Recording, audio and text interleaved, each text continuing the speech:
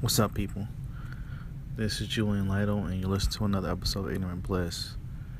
On this episode, number 49, my guest is Chuck Collins, creator and artist of the webcomic Bounce, about a bouncer, based partially on his life as a bouncer. Soon to be an artist working on books from Lion Forge's Catalyst line of superhero comics.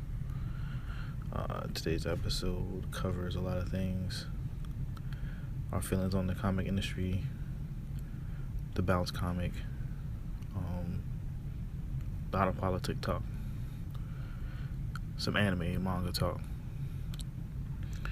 You can follow Chuck on Twitter at bounce_comic.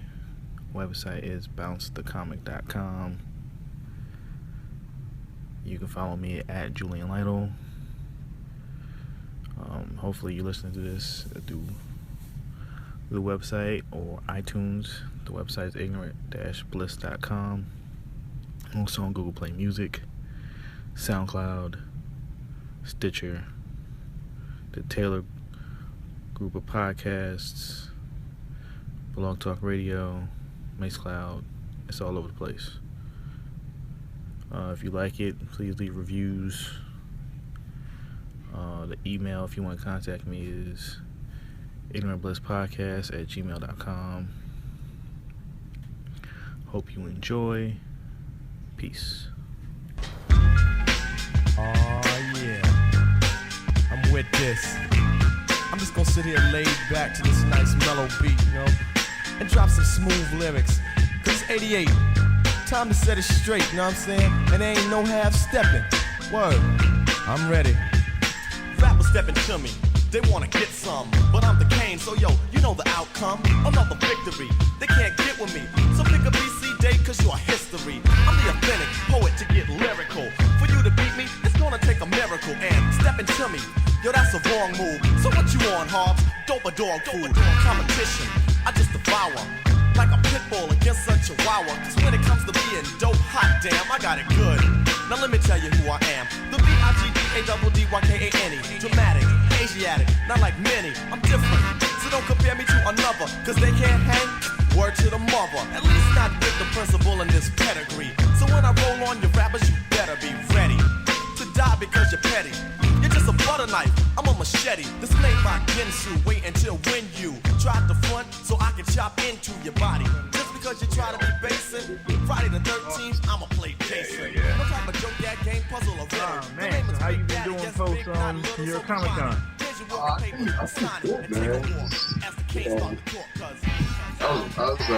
I had to go back to work at my regular job, which was over at 9/11 Memorial. Yeah, you told me about that. Yeah, I had to go right back. I missed all those days when I was at New York Comic Con and made up for lost time. But I'm kind of done with over there because I'm gonna get started on Lion Forge shit.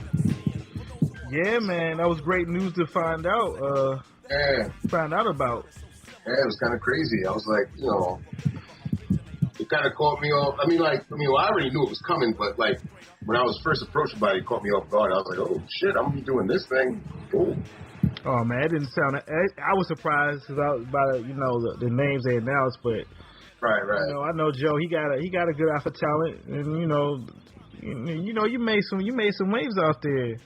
I guess, man. I didn't know people was. I just thought it was a little fun thing that people just read and shit. And was like, hey, this is cool. Little bought, bouncer dude and his best friend, and they talk shit and everything. I didn't think.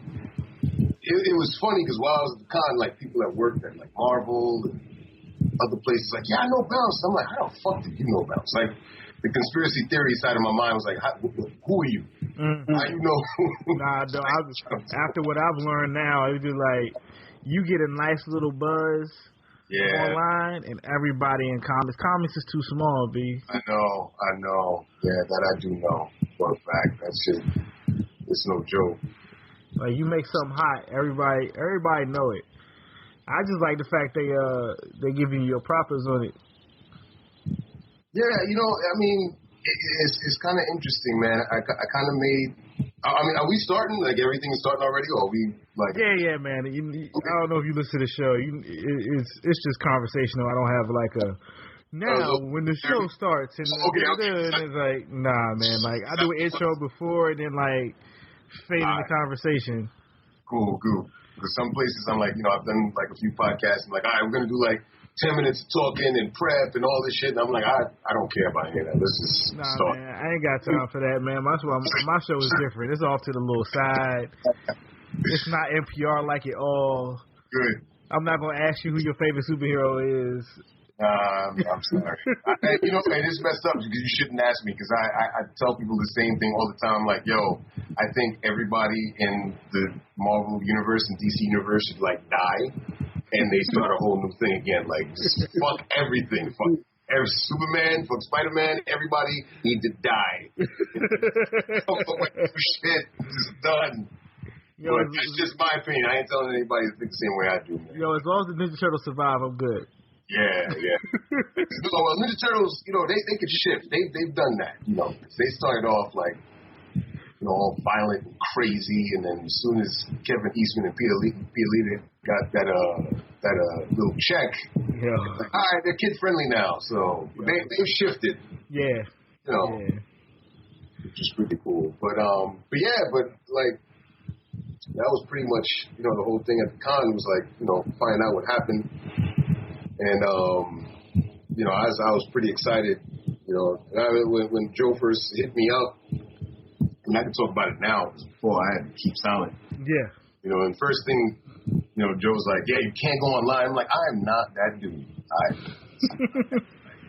Like, a lot of these cats, they as soon as they get, like, a hint that they're going to be working with somebody, like, look, I'm going to be doing it, and they post all that shit, like, look, I'm going to be doing this thing. I'm like, no. But, yeah, I mean, like, when he hit me up, he told me he was going to be on it. And, I mean, I've known Joe for a minute. So, already, him hitting me up, like, saying, like, I want to work with you on this stuff. I was like, all right, cool. But then when he told me David Walker and Sheena Howard, I was like, yeah, like, let's do this right now. Okay, so you're working on the book with them, too? Yeah. Okay, did they announce what the book is going to be yet? I didn't get, when the con, if I'm working a con and they have panels, I don't leave my table. You know how I do. Like, I sit at the table the whole show. Well, that was the funny thing about this con. I was able to actually run around and be a civilian. Like, I had to be behind the table this year.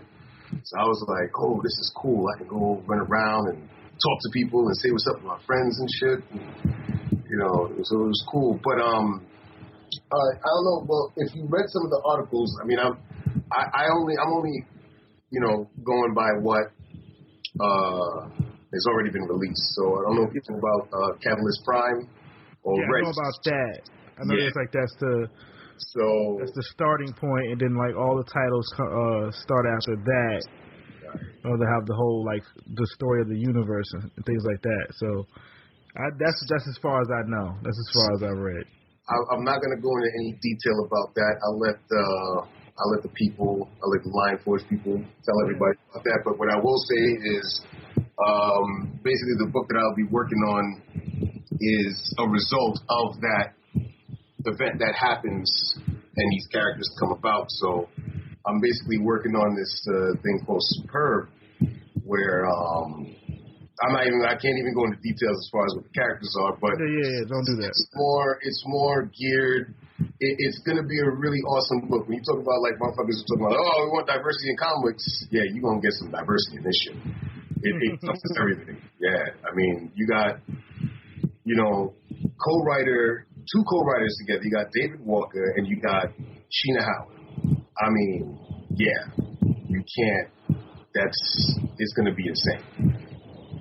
I know you've read David Walker's work before. I know you've probably read a couple of things from Sheena Howard, so you already know what they bring in. So I've read less of her work than I have of his work.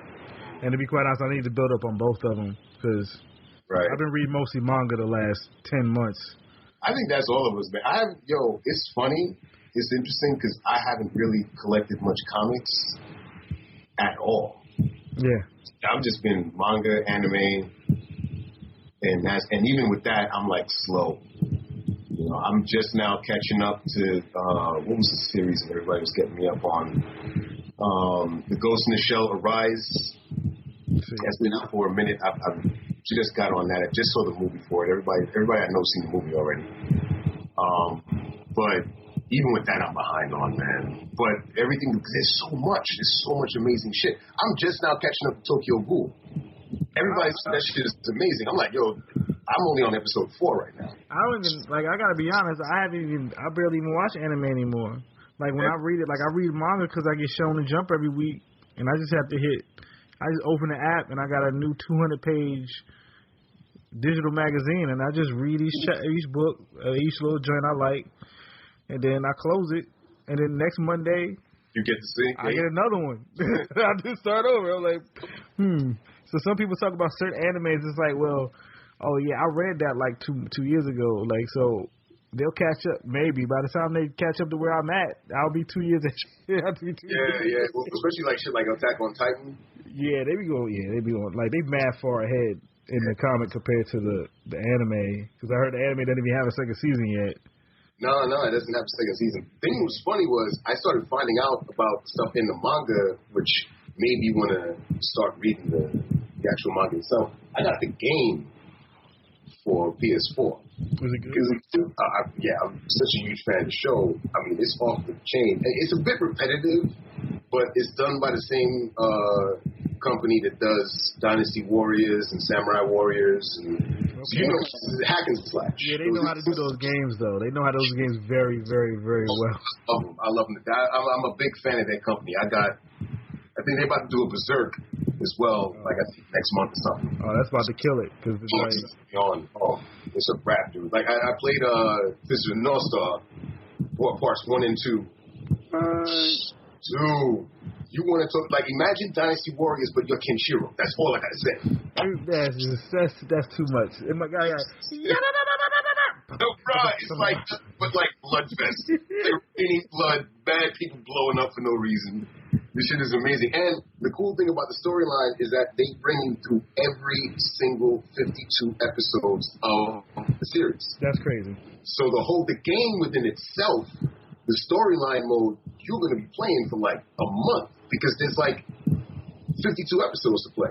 And they go in the full story. They don't skip a beat. Yeah, I remember I actually have 3 One Piece games, and I haven't finished the first one because the games go through like major sections of the story, and you know, One Piece has been going since '97, so like one of the games went through like, you know, like the first half, and it's like I didn't even finish that. Like, I read it all, but it's like, God, like, you literally going through every single chapter of this comic, but I'm punching people over and over again. And then I say, oh, the second one came out, and it's like, oh, but damn, like, I won't buy it anyway. Even though I didn't get this far, I played it a little bit. It's like, I gotta put this down, and they got another one. I was like, damn, this got to the other stuff I was just reading for the past 3 years. Fuck it, I'm gonna buy this too. And you just tell them, like, it's funny because I got, like I said, the Attack on Titan one came out because it's done by the same people, and they approached this a little bit differently. They did the whole, you know, 3D system when you grapple on the Titan, you gotta swing around them, you gotta attack the body parts and all it. Even the point of the game you get to where you can get Eren to turn into his Titan. Yeah. So now you're just running around the city just knocking over buildings and beating up Titans and all kinds of shit. It's amazing. So, but that also went through every single episode of Attack on Titan, which is crazy. But what they did was, as an added bonus, if you beat the game a certain kind of way, you get to play certain storylines in the manga that doesn't happen in the anime series, which is hot. Oh, that's hard. Yeah. So like you get that, but you have to follow a certain path. Like, you can beat the game and not even see it. You're like, all right, you know, they add a little extra shit, but if you do it right with the right character, you find a new mission. And then once you unlock that mission, it opens up another one. And then you're playing the story from the manga after the anime series. So it's pretty tight. Damn. Yeah. They're going in right now. That's the thing. I gotta stay away from the video games, man. I got too much artwork to do, and these motherfuckers are bent on making me spend money and waste time. Like, it's like It's like that meme where you see this is, I'm gonna be successful with my life and my art and do what I gotta do, and then life responds like LOL. Yep. Like that's pretty much what games are doing to me right now. It's like I'm gonna be productive, and then Square Enix is like, haha, yeah, no. Yo, real talk. I got games from 2008 I ain't even open yet. I know. Like that's where I is. I just buy them now. I'll be like, yo, one day.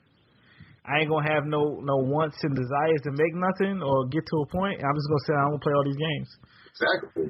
I just buy stuff I pre-ordered Final Fantasy 15.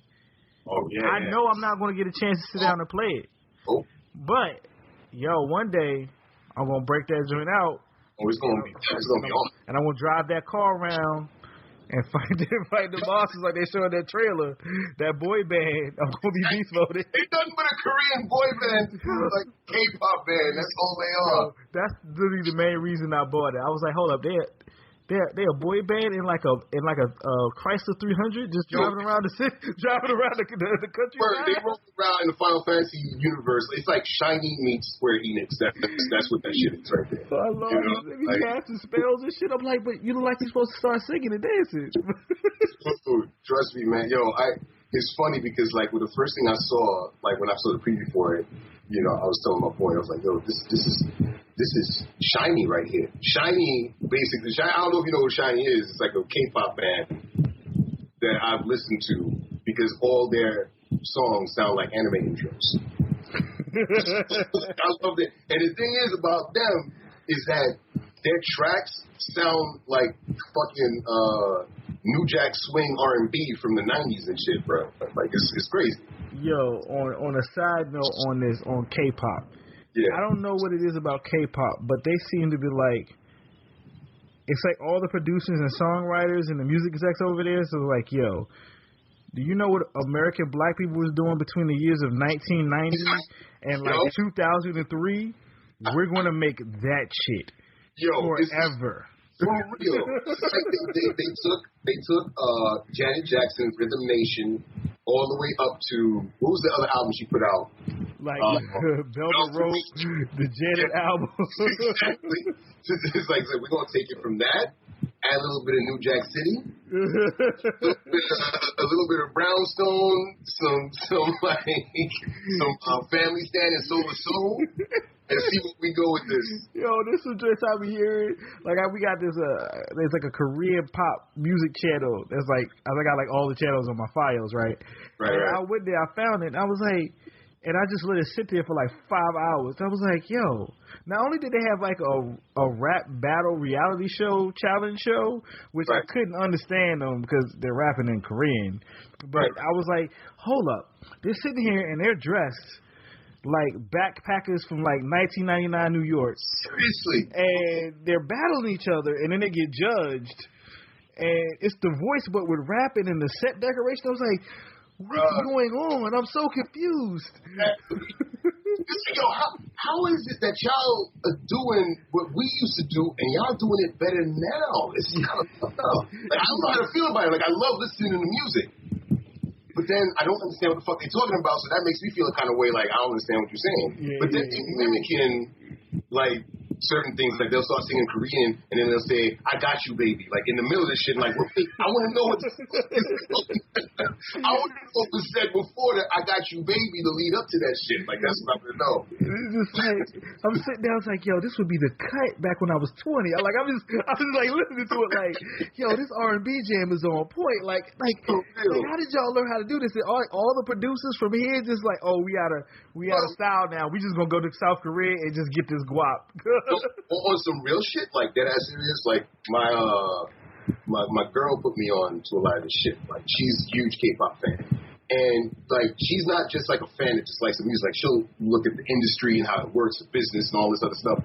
She basically was like, yo, you do realize Teddy Riley has gone over there and, like, produced a lot of albums for him, right? I'm like, really? Oh, you gave me the keys, fam. I didn't know this.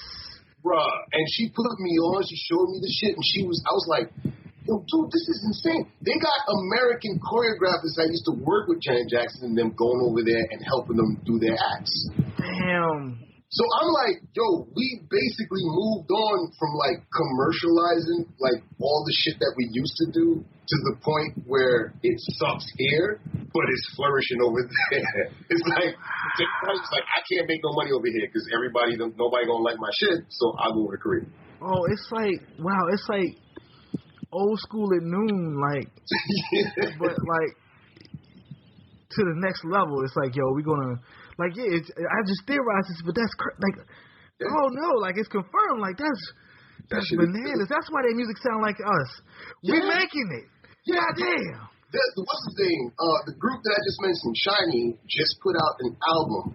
I can't remember. I think it's called All for One or like One of One or some shit like that. But bruh, the whole thing is 90s influence. Every song on there sounds like a straight up guy's track. Like, it's like a weird mix of like Guy meets Belle Biv DeVoe meets Johnny Gill. Yo, like, not the Johnny Gill and Korean though. Oh yeah, that's pretty much all it is, man. Oh like, shit! At one point, I'm expecting a my version in Korean, like. Oh shit, bruh.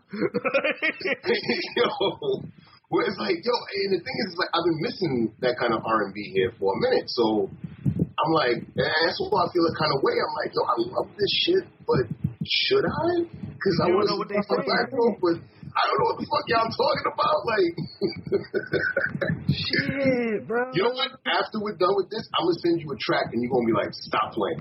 Say you got to, like, I might have to put that in the show, like, for real. Because you know, there's this restaurant down here in the DC area called Honey Pig, right? And it's a Korean spot, Korean barbecue, and they open 24 hours, right? Mm-hmm. And they just blast K-pop. Like when you were like in the little lobby, the waiting area, they just blasted K-pop. Like you can hear it outside. And it's just sometimes I be in there and be like, shit, this joint, why this joint sounding like first album Destiny's Child and shit? Like it sound like no part 2 and shit, but I can't understand a goddamn word they saying. It's like you walk by the restaurant and you're like, yo, did I just walk by a 90s house party real quick? Like, what's going on? Exactly. It's like, yo, our music is popping in Korea like that, though? They got the formula, man. But if you realize, like, back then, that's what made the music bumpy. Motherfuckers wanted to go out and dance and shit. Fucking, like, just vibe with the music. These days, everybody just wants to have sex in the club. Like, there's no soul to that shit. It's just, twerk, drop them, let's go home. Like, that's... like, at least back in the day, brothers had some kind of finesse. You know, they go on the dance floor, do a little number, act like they doing some Belle Biv DeVoe shit. Then they get their little Mac on. These days, it's nah. Well, we just getting back to the point where, like, black dudes can smile again in the club and in, like, rap videos. So, like, we got to build back up to, like, the full-blown, like, yo, Big Daddy Kane, BBD, like, busting out dance moves. Like, every single video was a story, dude. It was always about some shit. Like, one of my favorite was, oh man, why can't I remember the name of this Eric B. and Rakim song right now? Where he was in the video and it was like a gangster movie. Oh, you know what I'm talking about? Yeah, because they all had the suits and shit on. Like, it was straight, it was black and white. They were like, I can remember that shit right now. That was my shit. I used to love that song so much, man. Yo, but that whole video was a little story, and you do shit in New York.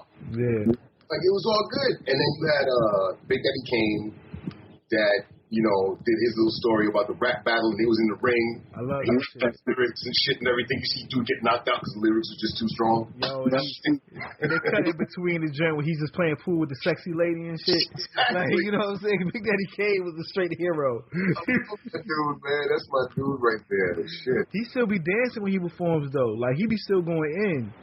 Dude, that's how you do it. Like, he's still out there just doing, like, the crazy ill steps like it's 1988. I'm like, damn, yo, he ain't lose a beat.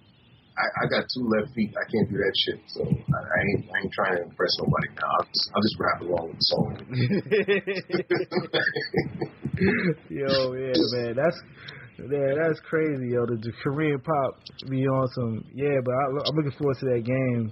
Yeah, definitely, man. That's just gonna be hot. But I was about to say, like, so how is this an ongoing series you working on with Line Forge, or is it like a Yeah. This is actually gonna be. Well, my contract is up until next year. You know, so see as far as it takes me. I plan on, you know, doing some experimenting a little bit with the art, and doing some things that I haven't done before, challenge myself, and, you know, get some real good storytelling going on and everything. So yeah, it's gonna be fun. I'm really looking forward to get it up and getting it done. Are you doing all the art by yourself? Oh no. I'm doing all the art. Well, as far as like the line art is concerned, and there's somebody else who's coloring, which is actually going to be, you know, weird for me because I've been rogue for so long. Like I draw my shit and color my shit. Yeah. So like it's going to be a little different for me to like just pencil and ink and then hand it off to somebody. But I'm horrible with names, so I forgot the name of the girl that's supposed to be coloring, but I've seen her work and she's absolutely amazing. Okay, that's great. She's done stuff for like Miles Morales, Spider-Man stuff, and everything from Marvel and shit. So I'm pretty excited to see what she does with what I'm doing. Oh man, that sounds good. It sounds like you gonna have a nice solid team on this book. Yeah, no, it's Joe literally put together like the ragtag, you know, Firefly type team. Like, yeah, y'all all come from different backgrounds, but you won't make this shit work. You know, we pulled it together. It's just really cool. Like, you won't have a busy con year next year. You gotta go promote this book. Well, you know, it's gonna be what it's gonna be. Like, I for one, you know, I don't want to, you know, stop doing what I'm doing as far as bouncing is concerned. I want to continue that. I'm not gonna stop doing it while I'm doing this book. I just won't be putting out as frequent as I usually do. Okay. You know. Yeah, you were doing like 3 days a week for a minute. Like you was going in. I was like, yo, Chuck is beast moding right now. I never went 3 days a week. I was like, so to do this shit, I'm gonna go. Well, because you know what it was for me, like, because it's interesting that you mentioned Shonen Jump earlier on. The thing that I saw was the consistency that a lot of these artists would put in to making their books, and I didn't want people to get into what I was doing and then forget about me in 3 weeks. Because there's so much content out there. There's so many people doing so many amazing things that a lot of people just get, you know, you'll see one cool comic and then it's like, all right, cool. And then they don't come out for like 2 months and then you come back and it's like, hey, what's up, I'm back. And people are like, I moved on to this other shit. So I didn't want to, I didn't necessarily want to be caught up in all that stuff. So, but I also wanted to make something that people look forward to, not on a level where it's like, I just want to put the work out. I want people to see my shit. It was more like, I remember how it was for me when I used to be a kid and look forward to all the comic strips that I used to see in the newspaper all the time. Yeah. You know, and these cats, I mean, you talk about, I'm doing 3 a week. These motherfuckers are doing this shit every day. It wasn't just like 5 days, it was 7 days. And on Sunday, it was even worse because they used to have to put up the full color versions, which were bigger panels. I know, that shit is crazy. So, like, I was like, yo, I gotta, if these guys can do it, let me see if I can make an effort to be like them. Up in the morning, hopped on the train, I saw my man, he had a L in his hand. Hide it from the beast, at least I catch a buzz before I hit my block. I take a mega hit from on the good ship, lollipop, move the hop, so I can put the hip in the grip. Everybody slips so I can take a trip to the dip, dig a deeper hole, microphone control with soul. Look at my hot eyes and tell me how could you be cold? I'm coming to you from the underground with thunder sound. Number one question, yo, how can I be down? Well, I tell you, bring your lighter and roll your finger back up on your lighter so you see the fire finger. Pull from left to right, then front to back. Herbal verbal letters give the mic contact. React whenever I keep the head scoping. Don't front, you know I got you open. Don't front, you know I got you open. It's the original heads meeting, original crooks. Don't front, you know I got you open. Check my dialect from my diaphragm, my man. Don't front, you know I got you open. It's the original heads meeting, the original crooks. Don't front, you know I got you open. Check the dialect from my diaphragm, my man. Me and my crew walk the streets at night, like looking for the right one. You know, and if it's payday, just trying to maintain a certain amount of quality is really challenging. Being able to like tell a story in 4 panels and shit was like insane. It's hard, dude. I know. This shit is hard. Trying to land a joke in 4 panels is like, yo, it taxes the brain. It gives you a whole different respect on comedy writing, stand-up comedy. Like there's that point when you listen to like comedians talk and how they say they don't laugh at like when they go to see a stand-up comedian, they just sit there and like shake their head when the joke is funny. Yes. It's like you get to a point where you try to write comedy. I ain't even saying I was good at it, but it's like, yeah, that shit lame. Like that shit just like I just sit there like, yeah, that's funny. Right. It's true because like I remember to the point where I was like I was at a point where when I first started doing this, and I gotta send a shout out to my boy Omar Augusto. I started doing bounce, and I was probably about 10 deep, and he hit me up. He's a really funny guy within himself, and he had his little stake that I really think he needs to get back into it. But he was doing stand up for a little bit, and he got me this thing called the Comedy Bible. It was a book. And I read it, and it was basically a rundown. It's a Bible about writing comedy on all different fronts, whether it's for stand-up, whether it's for a TV pilot, whether it's for a movie screenplay, or for like news correspondents, like shit like Jon Stewart, coming up with concepts and breaking it down and not going overboard with a joke. Basically finding out the punchline, how to lead up to shit and everything else. And I read it, and I'll be completely honest, I haven't read the full book.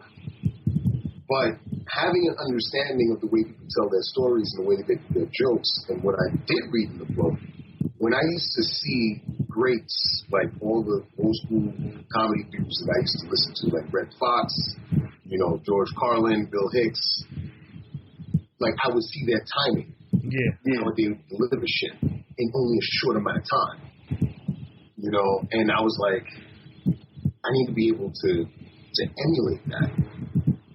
But like to say in your mind that you can do it and to actually write it is a whole different thing, man. That shit is hard as fuck. Like hats off, even to the most wackest comedian that you don't think is funny, man. Hats off to that dude or that girl, because that shit is work, dude. Yeah, yo, writing material and testing it out and all that. Like, yo, y'all get all the applause from me, because it's one thing when you just watch the stuff and you're funny, then there's when you start trying to do it and you start to get an understanding, it just your eyes open up. So when you rewatch a Dave Chappelle skit, you be like, fuck. Dude, you gotta understand, Dave, that dude had like a team of people. I mean, you know, he's a comedic genius within himself. You can tell when he does a stand-up, but like to come up with the shit that he came up with, and to have a room of talented dudes. Yeah. Like, I remember at the time when the Chappelle Show first came out, I used to frequent at this bar called Tracks in Brooklyn. And I used to do comedy night over there. And Brooklyn Mike used to be on Dave Chappelle's show, but he also used to host the events over at Tracks Cafe. And he would tell me, he was like, yo, shit, it's like, you gotta understand, like, being the fact that Chappelle is from New York, like he's trying to incorporate everybody into the shit. And everybody has awesome ideas they bring to the table. I was like, this shit is it's crazy. But the amount of thought that goes into a skit that we only see that lasts for like 2 minutes, it takes an immense amount of preparation. Yeah. It's not just something that you can just say, oh, yeah, this is just saying some funny shit and just put that shit on air. Nah, dude. Like, there's some bounces that I've done that you will never see the light of day of because that day will whack. And I was like, what the fuck? I write it and think the shit was good and then read it back and I'm like, this is whack. Right. I was never putting this out. But, yeah, man, it's some real shit. But I love it, though. I love the being able to have that challenge and shit and tackling that. Because, you know, comedy is something that I've always loved, even as a kid. And I, you know, like much like everything else, everybody always tell you, well, you have to have a talent to do certain things and everything. So I never really bothered to write comedy until I started doing bounce. And I found out, like, as much as the challenge of it as it is, it's fun as fuck. Yeah, man. It's a certain level of honesty, and you got, you know what I'm saying? When you talk, you're honest about your thoughts, and you're not stupid. So I think that's the one thing about comedians is like none of them are stupid. Oh no. So you got to be smart, and then you got to have like an interesting way of like relaying your intelligence or your viewpoint. And yeah, you do that well when you're talking to you. Well, we've known each other for what, like 8, 9 years now. It's been a minute, dude. Like, it's funny because like there's a lot of cats that I'll see and I'm like, damn man, I met you like several years ago. Like it felt like yesterday. It's the thing that's crazy. But like it's interesting to see, when certain comics, like I like to see comics in interviews, like candid. Yes. And a couple of interviews I saw, especially with Richard Pryor. Like I have a holy trinity of comedians. To me, which is first is Richard Pryor, then you have Bill Hicks, and then you have George Carlin. That's my holy trinity right there. When I see all these dudes in their interviews and what they do, these are people who live life. Like, you listen to a lot of the shit that Richard Pryor is talking about in a lot of his bits. He lived that shit. Yeah. You listen to George Carlin, not only did he live it, but he put extra thought into why things happened the way they did. And then you had a dude like Bill Hicks who was like, I live life, but I want to know what the fucking meaning behind it is. So I need to experiment and find out why you think the way you think. That's the thing about all those comedians, the reason why they resonate a lot with me, and the reason why, like, I do bounce a certain kind of way. Like, a lot of people tell me sometimes, like, it gets a little preachy, but it's not for nothing, but it's kind of the same shit that I deal with at the bar. Like, I have no choice. You come to a dude come up to you talking all kinds of shit, about racism. Like, I'll have a shirt on that'll say something black or whatever, like,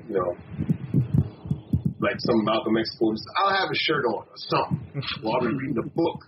Or if I'm going to come up to you and then tell you why you shouldn't be having that book or you shouldn't have that T-shirt on. And you have this conversation. I can't escape it because I have to be at the door. If this dude is having a cigarette at the door, I have no choice. I got to talk to him. So the conversations that come about is like usually me just being like, why are you the way you are? And then you get to understand and see where they're coming from. And you're like, I don't know. It's a lot of shit. It's a lot of shit. Yeah, you get so much material from the fact that you base your webcomic on your life, on being a bouncer. Like, you just extrapolated from all the crazy stuff that you actually interact with, or you interacted with when you were bouncing at these bars, and the type of people you have to see.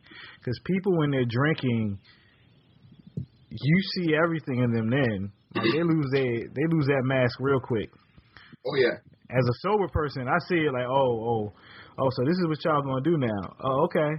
Oh, yeah. it gets crazy, man. Like you have to understand that a lot of these people who come through are probably having the worst day of their life, and the only way they're gonna be able to express themselves is if they have that drink, and they're in the bar, and you get to see how their real nature is. You get to see how they really react to certain things. Because once the alcohol is in your system, all that shit, it's fair game. Like, your inhibitions are gone. Yeah. So you get to see how people really think, and you know, it's funny because you can get to tell how somebody really lives their life once they get drunk. It's kind of fucked up that I have this philosophy of humanity based on alcohol, but that's basically what it is. You get to see how people react to certain situations once they've had enough alcohol in their system. You get to see how they process information, what their true beliefs are, how their first initial reaction is to a certain thing. Because 9 times out of 10, you talk to somebody and you say something that person doesn't like, there's a little filter there where they say, I'm not going to react this way. I'm going to go to my second reaction. When alcohol's in your system, they go to the first reaction. Mm-hmm. So it's like, you're like sitting there like, oh, okay, now I see how you really are. And you get to tell if somebody has a happy life, you know, if they're happy drunk. You get to see if they're a depressed drunk, because once they get drunk, they cry over everything. Angry drunk, motherfucker who wants to beat everybody up in the bar. These are aspects of themselves that in their sober life that they don't know how to deal with yet. So that's what the whole thing comes into play. You know. But that's how you break down the whole thing or whatever. So yeah. So you just brought Bounce back season 4, right? Right. So we're at a place where the bouncer has stopped being the bouncer. Right. And Yamaya is like bouncing by herself. Yep. And she check it on her homie. And he's bugging like he's like my man in Mr. Robot because he watched too much Mr. Robot. And he's thinking everybody was made up. And I'm guessing he's going to think Evil Corp is really out here by that name. Evil Corp is Yelp. Like, that's his tweet. Because every time somebody got something bad to say about some bar, they go on Yelp and they talk all kinds of shit. I've had Yelp comments on me. What? Dude, yeah, bruh. You know how many people I've kicked out of the bar for being complete assholes, and then the next day somebody will hit me up like, yo, you know, they just did a review on Bleecker Street Bar or like St. Jerome, wherever bar I worked at, be like, and they were talking about you. This is Bounce's piece of shit. He fucking kicked me out because blah, blah, blah. And I'm like, yo, this is hilarious. What? I didn't even know that was a thing. That's the thing, no, dude, you have no idea. People will get insane on Yelp. Like, let's say, for example, if a group of people come into a bar, one person doesn't have any ID. And no matter how nice I am, no matter how cordial I can be, say, I'm sorry, but your friend can't come in because they don't have any ID. Say, oh, man, like, can't we make something happen? Like, I'm like, no, I'm sorry, can't make anything happen. Just not going to have any ID. Can't come in. It's just what it is. They'll all leave. Not a word is said. But then the next day they go on Yelp and review the bar, and they'll say, this fucking asshole at the door was so mean to us, and then said that we were pieces of shit because we didn't have ID. I'm like, word, none of that happened. None of that happened. But that's how they do things. That's how they do it. So that's the reason why I took Yelp and decided to make the whole thing. I've known bartenders that have gotten like the shit, like talked out of them, like because they wouldn't serve somebody because they were drunk, or they wouldn't serve somebody because they were being rude, or they were being an asshole. They said, I'm sorry, man, I can't serve you. And then the person would just leave. No words are exchanged. But then they'll go on Yelp and say, oh, yeah, this bartender like said blah, blah, blah, blah, blah. And I'm like, really? I was there. That didn't happen. That's terrible. Yeah, man. That's crazy. Stuff I don't know about because I'm a sober person. Whatever. I didn't know it was that deep. Exactly. No. This shit is crazy, man. No one gets mad at me, or I never get stoned out because all I want is some soda. Like, hey, let me get some soda, bro. They're like, I got you. You want extra strong soda? I get. Give me less ice, B.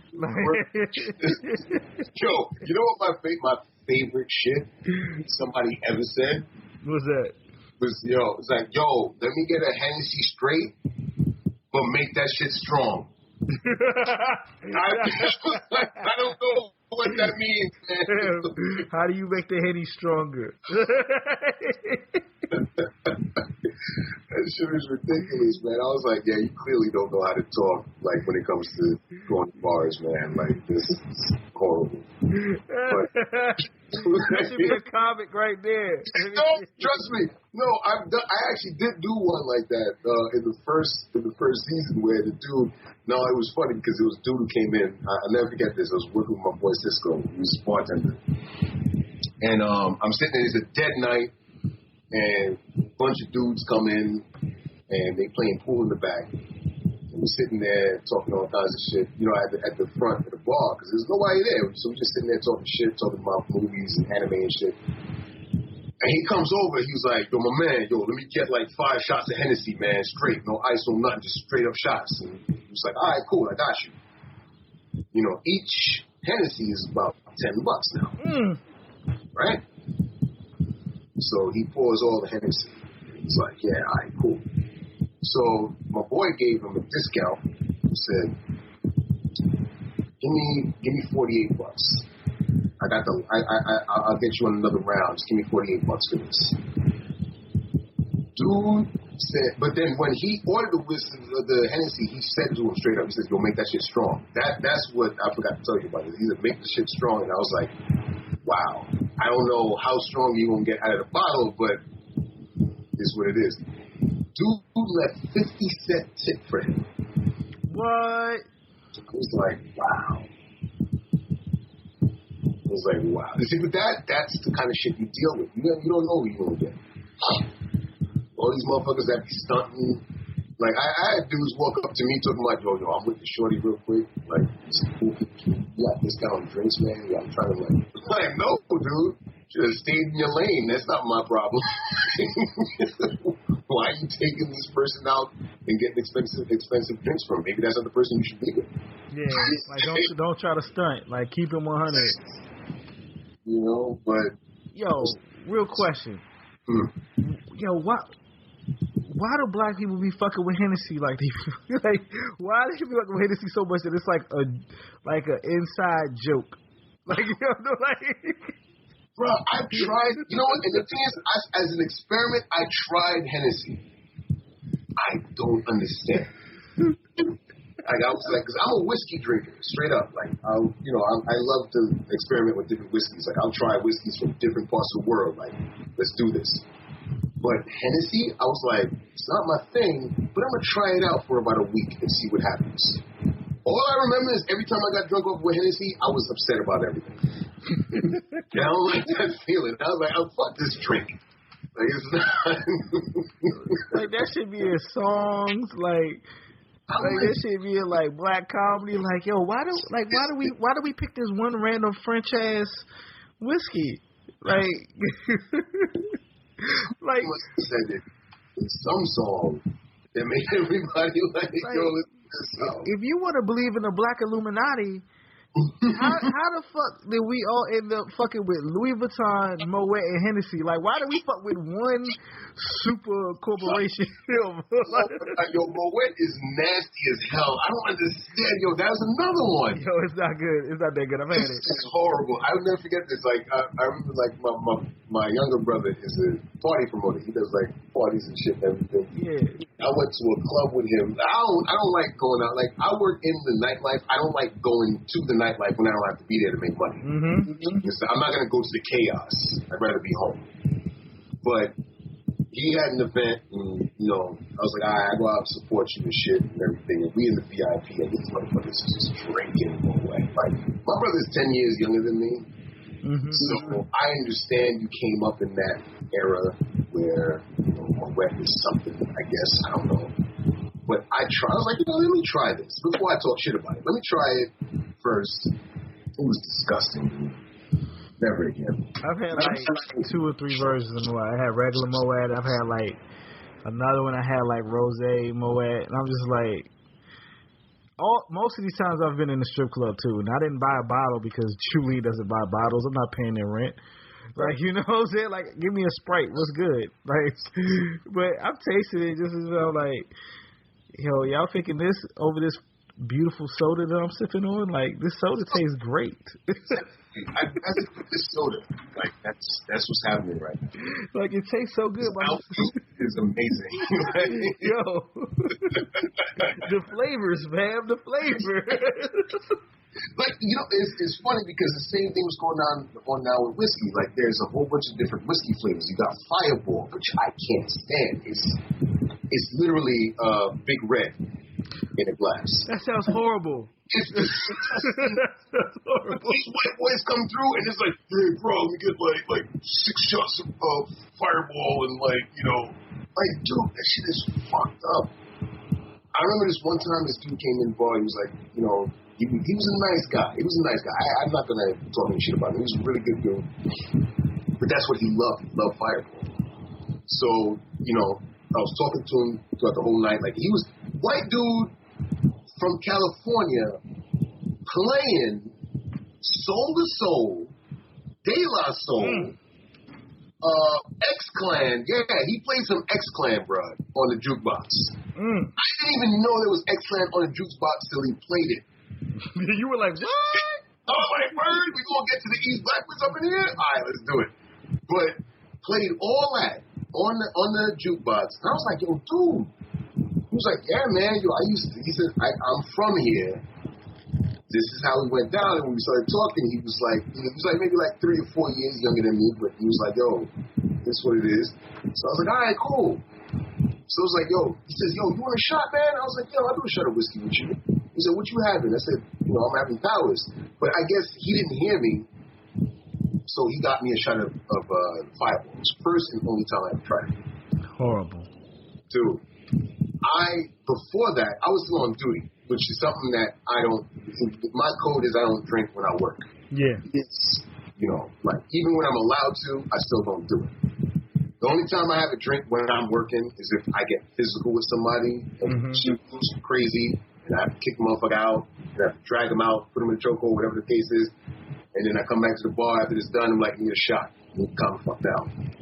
But this whole thing was like, you know what? You a good dude. Ain't much going on in here tonight. Let's do it. But he didn't hear what I said as far as the whiskey that I wanted, so he got me a Fireball. Dude, that shit made me sick. I'll never forget that. And that's the reason why, like, he came to the bar like a year later. He lives out in Cali. He comes over here. He works for, in fact, he works for the New York Auto Show that happens in Jackets. Yeah. And so every year they come from the New York Auto Show. And he came back the following year and he was like, yo, you want to do another Fireball? I was like, yo, dude, this is the reason why I'll never forget you. So I went home and I was sick to my fucking stomach. Now your face is etched into my memory with that fucking whack-ass feeling of my stomach being all fucked up because of that drink. So yeah, you earned your place in my memories forever. Like that. It's like, after that, never again. I will not fuck with Fireball. They do that shit with whiskey. It's like Fireball, and you got another one called, they have like an apple flavored whiskey now. I'm like, why are you doing that? I don't know, man. All right. Blame the 90s babies. Yeah. That's all you can say. Yeah. Like all the crazy candies that everybody had when they was kids and they grew up, and it was like, yo, let's put that shit in the drinks. Jolly Rancher flavored Hennessy. Let's make like Airheads. Oh, shit. Airheads vodka. Let's go. Like somebody might hear this, tell that shit to them, and they might actually do that shit. Word up. Airhead Ciroc. now later Bacardi, like let's do it. Yo, if it came in a wrapper, I would buy it just so I could get like a bottle in that Now Later's wrapper. Yo, you know there was a I went down to Heroes Con one time. There was a little soul food restaurant, which is hilarious because the soul food restaurant was run by a white dude whose main chef looked like some dude that belonged in the white supremacist group in Oz. What? Yeah, this dude. Like some Schillinger looking dude? He was like on some Schillinger looking shit, dude. I was like, word. But like, he loves black folk. Like, actually, yeah, this story is actually kind of funny. I went, it was me, I'll tell you, everybody was there. It was me, my boy Keith, you met Keith. Yeah, it's Keith. My boy Rich, Jamal Eigel, and Steve Ellis. And we all shared a room together. And we all was like, yo, let's go get something to eat after the con. So we ended up at this place. We had amazing meal, mad soul food, chicken, all kinds of shit. Everything we ate up. I was full. I was like, I'm a smoker, so ain't nothing like a good smoke after you eat a good meal. So they in there chilling, doing their thing. I go outside. I'm gonna go have a smoke. And while I'm out there, I'm looking up the street, and there's this dude on a motorcycle. Motherfucker look like Undertaker. Like, I'm talking about like Undertaker back when, like, WWE, when he was like on that biker shit. Yeah. Right? He was playing Limp Bizkit was his theme music and shit. Rolling. Exactly. So he had his bandana, he had like the goatee, big old, like, same size as him on a motorcycle. And the dude cuts him off. But he got two other dudes, he got another dude behind him that has this girl on the car, on the motorcycle. Dude in the car cuts him off. And he parks his bike, gets up, goes to the car, and the dude speeds off. Like, fuck this, I ain't dealing with this shit. So I was like, damn, I'm sitting there laughing. Like, that's funny. But then, these motherfuckers are rolling into the parking lot where I'm smoking. I'm like, yeah, it would just be my luck if these dudes come over here. And see now, this is North Carolina. This is Heroes Con.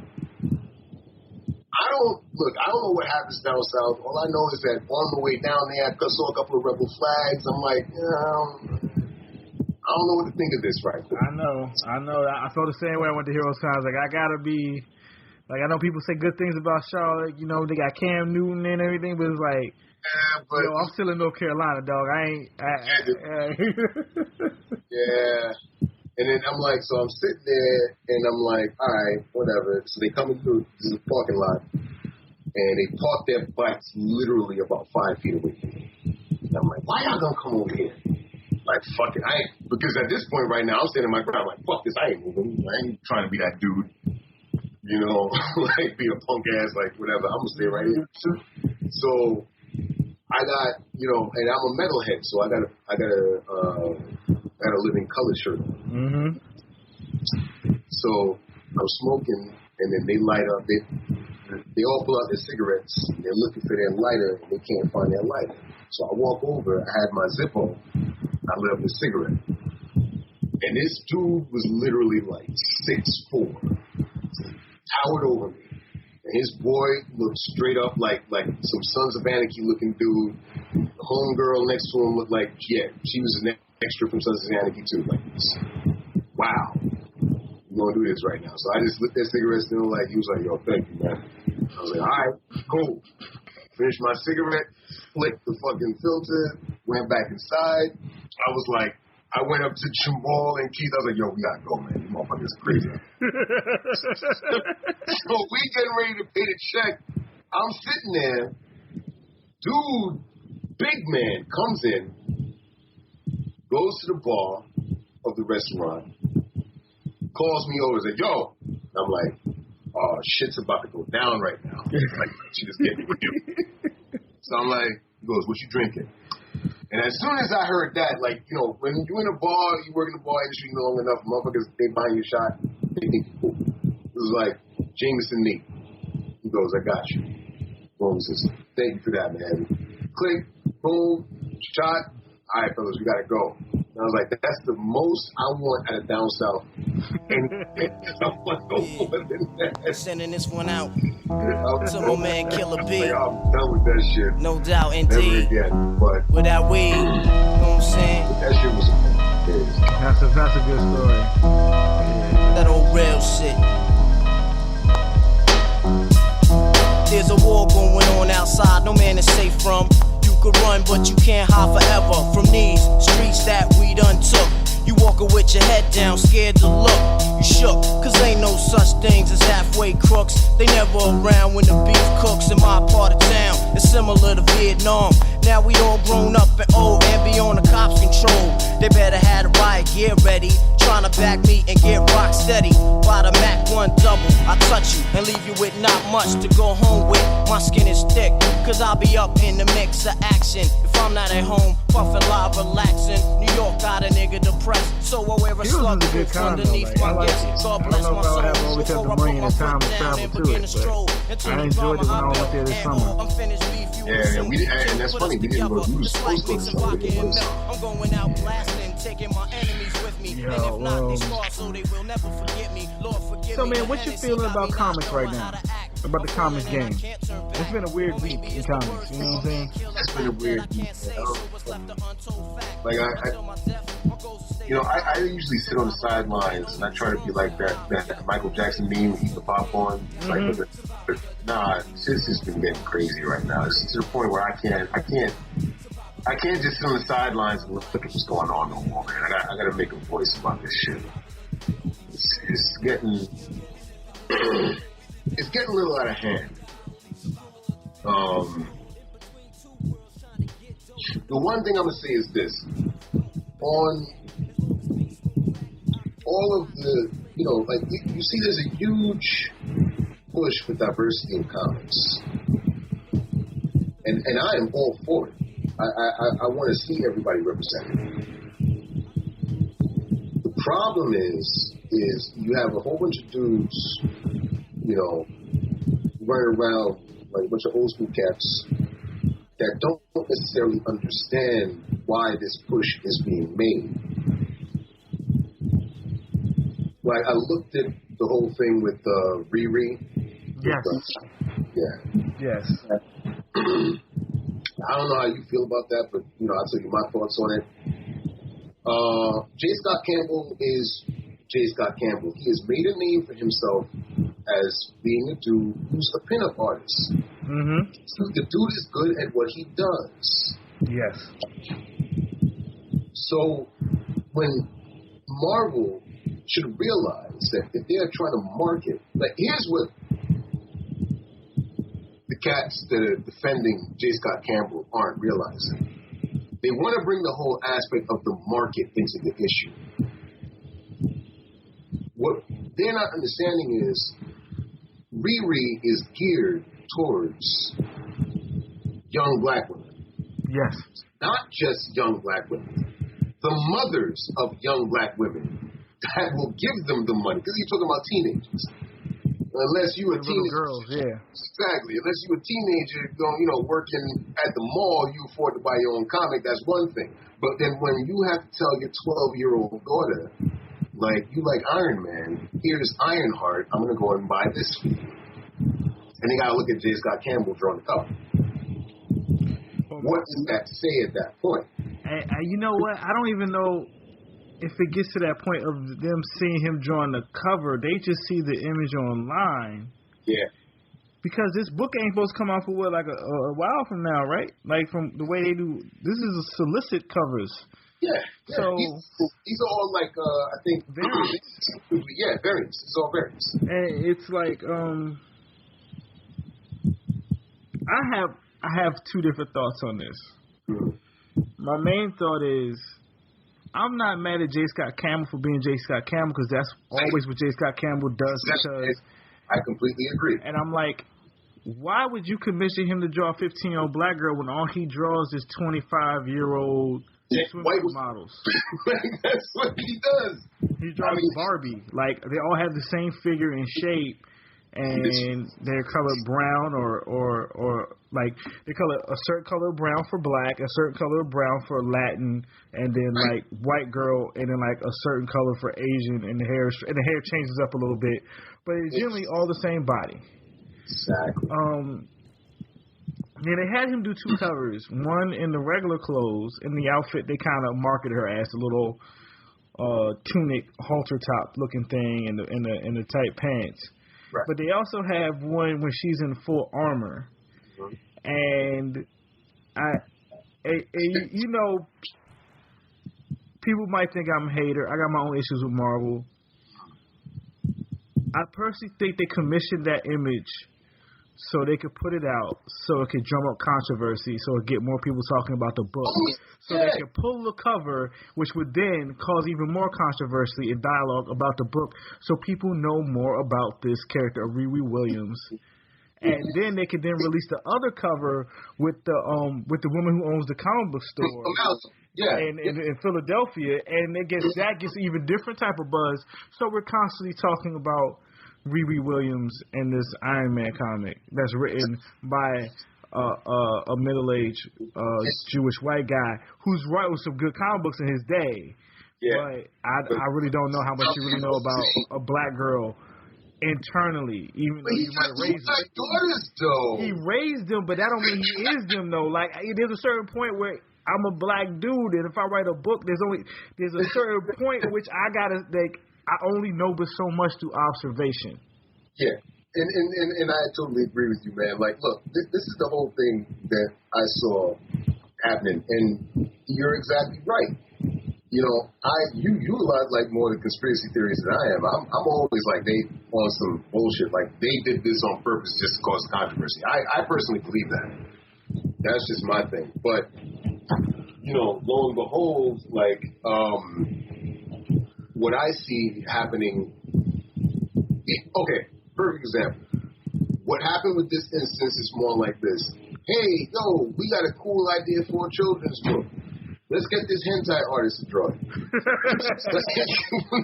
You're going to get what you're going to get if the hentai artist draws what he draws. Exactly. You can't get mad at him. You hired him to do what he do. It's the same thing, like with the whole thing with that Spider-Woman cover. Bam, yeah, it's like I don't shit at Milo Manara because Milo Manara has been a veteran in this industry that has done erotic comics. Yes. For as long as he's been doing them. Yes. So if the editors over at Marvel said, "Hey Milo, we want you to do Spider-Woman." First off, they knew exactly what the fuck Milo was going to do. Yes. If they gave him carte blanche, they said, yeah, dude, if no editor came up and said, yeah, this is a little bit too explicit, it would have been different. Milo, being the professional that he was, he would have said, okay, let me do it a different way. Yeah. No, they let that shit happen. So blame the editor. Don't blame the artist. And even though I do believe that some artists need to take accountability for some of the shit they do. Yes, I do. But if you are getting hired and you are under the supervision of certain people and telling you to do a certain kind of thing, and they're giving you the right to do certain things, and everything is all good, and they pay you, then what am I going to say? How am I? And the thing is, I'm not going to go against the person who I wrote a contract with and say, well, they told me to do it this way, because you want more work from them. So then you're going to sit there and you're going to say, okay, you know, yeah, I did the cover, now I got to eat the shit. Everybody hates my name now. Now, Frank Cho, in my opinion, I love Frank Cho as an artist, but as far as a person, with the shit that he's spewing right now, I'm like, dude, take a back seat, man. Shut the fuck up. He on that bullshit right now. He on that bullshit. I used to fuck with him so heavy when I was young. I was reading Liberty Meadows. Yeah, I was buying his books, and like this shit right now, yeah, man, like you missing the whole point. Like you missing, you really not understanding. You talk about social justice where it's like, nah, fam, you draw everybody mad sexy. Yeah. And that shit ain't the time for it. And you know what? Right. And then the whole Wonder Woman thing blew up because like, you've been on that bullshit so long that the writer was just like, yo, I don't want him doing the covers of my book. And he had that juice, and they was like, yo, take him off the book. And I was like, I can't even be mad at homeboy because he's been on that bullshit for like a year and a half. Well, I'm gonna tell you, and here's what we're gonna bring the shit a little bit, bring the conversation a little bit deeper than what we're talking about right now, because this dude is sitting here, you know, especially like, you know, and I saw J. Scott Campbell's response, which then made me say, shut the fuck up, dude. Yeah. Shut the fuck up. Like, people who quote me on all this shit, I don't care. I'll say it here. Shut the fuck up, because seriously, I'm getting sick and tired of the white boy narrative. Yeah. And what I mean by that is this shit. Whenever I keep hearing that same excuse, like, well, you know, diversity in comics is the thing. You know, we need to give it time. You know, these things happen over time. What's the time that I fucking need for this shit to happen? Because not for nothing, the only time that I see happening is like I gotta give white boys time to be comfortable with my existence as a person. Yeah. No. If you can't grow an empathetic bone in your body, they ain't fucking with you. Kick rocks, move the fuck on. I'm doing what I gotta do. And this is the whole problem that's going on right now. It's not so much about having a debate on whether who's right and who's wrong. It's how people are bringing the argument. Why are you going on and disrespecting women on social media to the point where you're dismissing why they feel the way they feel, even if you disagree with them, but have a critical conversation as to what is happening and why they feel the way they feel. Take the facts, take the logic, take the history of what comics was and what racism was and everything else. Feminism, whatever you want to call it, all the marginalized people. Take the history of what it is in this country and then now bring it to what's going on now. Why aren't we taking these things and put them all together and say, this is where we've come to? They won't go by that. What they'll go by is that I am this dude and I'm a good guy and you should listen to what I have to say. Fuck you. I got my freedom of speech. Fuck no. It doesn't work that way. And I'm really getting sick and tired of seeing these dudes run up on here and just straight up disrespecting everything that most people are doing because they have an opinion against what they're saying. Because they're the so-called status quo. They don't even know they're the status quo. They're only the status quo because the retailers might feel certain retailers buy something for them, but like we don't even know what the status quo anymore. We don't know. No one knows all the ways and how much money they're bringing in through these comic sales. We don't get all the sales from bookstores. We damn sure know we don't get all the numbers from Amazon. Yeah. We don't get all the digital numbers. So we don't even know technically who's the majority of the audience. It might be all. It's like video games. Like on the low, girls and women became the silent majority in gaming. Yeah, yeah. And people don't want to admit to that shit. Oh. And it's like I'm sitting here with this week in this and I can't think of the lady's name. You know, real talk. I'm not reading Marvel, so I didn't even know who was writing Mockingbird. But the fact she got harassed. Chelsea King. Yeah, she got harassed to the point. And this is a New York Times bestselling author. She got money. She didn't got books. She didn't got awards. She didn't got daps from Stephen King. I looked her up on Wikipedia. She got credentials. Yeah, she could. Yes, she does. And you know, she wrote a book and it was out and it got canceled because you know people wasn't really checking for Mockingbird because of feelings. I don't know. Like it was a good gamble. She's in the TV show. Let's put out a comic book.